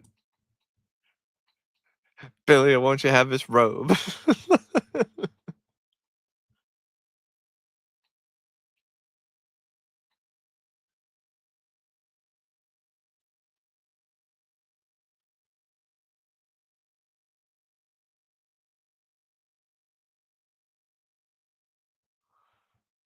I already have 3 of them in my bag.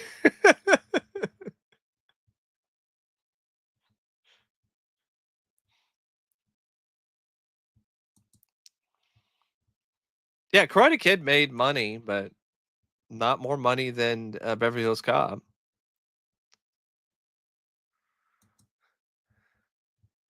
I don't know about that.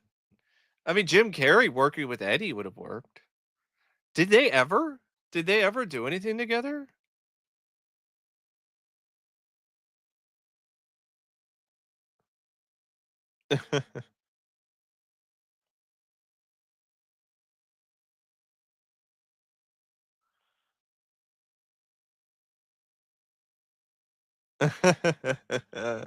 Trust me. Classic. Still holds up brilliantly. Love it. Great movie.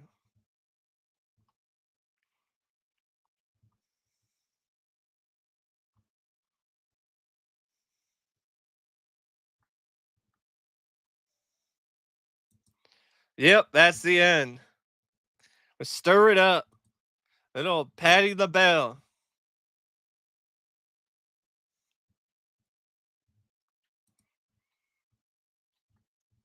It's a great movie.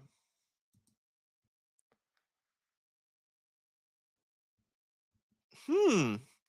You don't see a lot of them. Yeah, you don't see a lot of PG rated live action movies nowadays. That's a good point. They're mostly PG-13. Would I rather go on a dark ride for Vampire in Brooklyn or Harlem Nights? Can I just not go on a dark ride for any of those? Can I go on a dark ride for Tales from the Hood instead?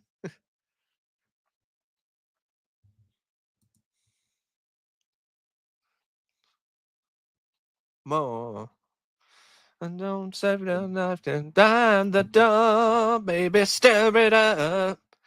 Just make it up now.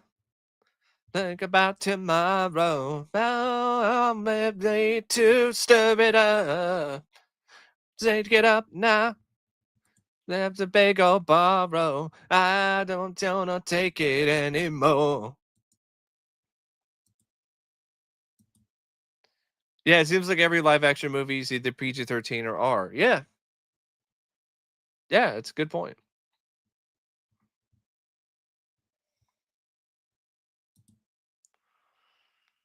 Tales from the Hood. I like Boys in the Hood, but I would say I'm a bigger fan of Tales from the Hood.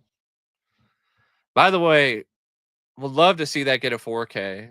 I think that would look great. The Blu-ray is still good though by Scream Factory. And with Tales from the Hood, don't even bother with the sequels, man. They're trash. They suck.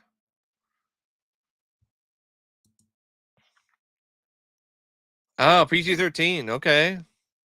Hmm. I don't know how I feel about that. I saw the trailer for it. Didn't really do that much for me. Also, that really that film, the whole casting is kind of annoying to me because of the way that they were all like, "Hey, we're gonna cast a newcomer. We're gonna have this competition to see who's gonna be the next Karate Kid," and they just cast this other actor that they were probably gonna cast the entire time. So that whole thing was just a gimmick, and I feel bad for the people who actually auditioned. They never stood a chance, and that just kind of shady, kind of a shitty thing to do for advertising. Plus, why is it not connected to Cobra Kai? I don't understand that.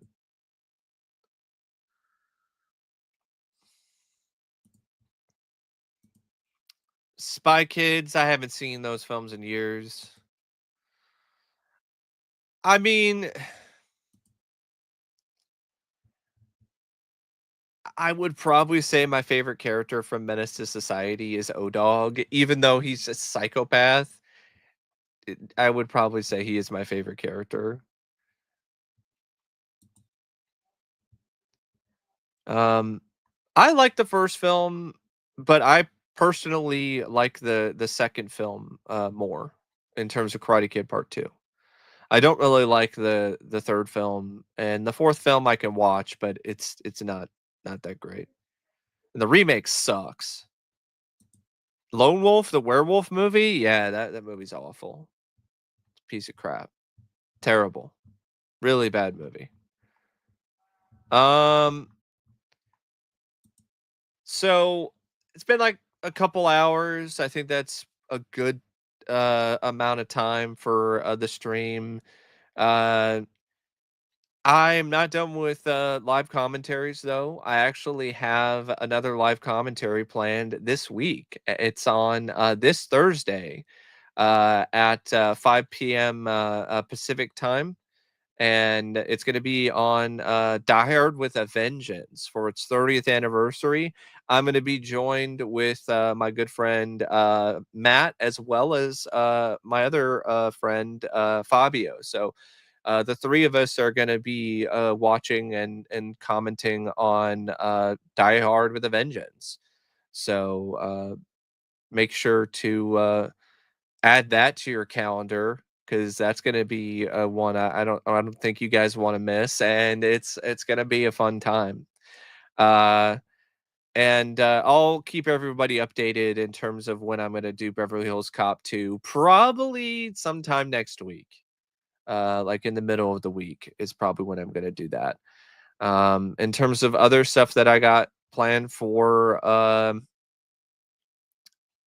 this channel, just a lot more paid requests. Actually going to be tackling some Land Before Time films coming up. So make sure to check those out when you get a shot. And yeah, I'll just answer a couple more questions here. Karate Kids Legends does take place in the same universe as Cobra Kai. Interesting, because I remember reading something that it doesn't. Um, Dead Presidents, I like that film more. The remake isn't even karate. Yeah, it's a Kung Fu Kid. Die Hard 3 live commentary is Thursday. This Thursday on the 22nd at 5 p.m. Pacific time. So, yeah, that is it for the stream tonight. Once again, thanks to everybody who joined tonight, and for anyone who sent in a super chat. And yeah, until next time, see you later. See ya.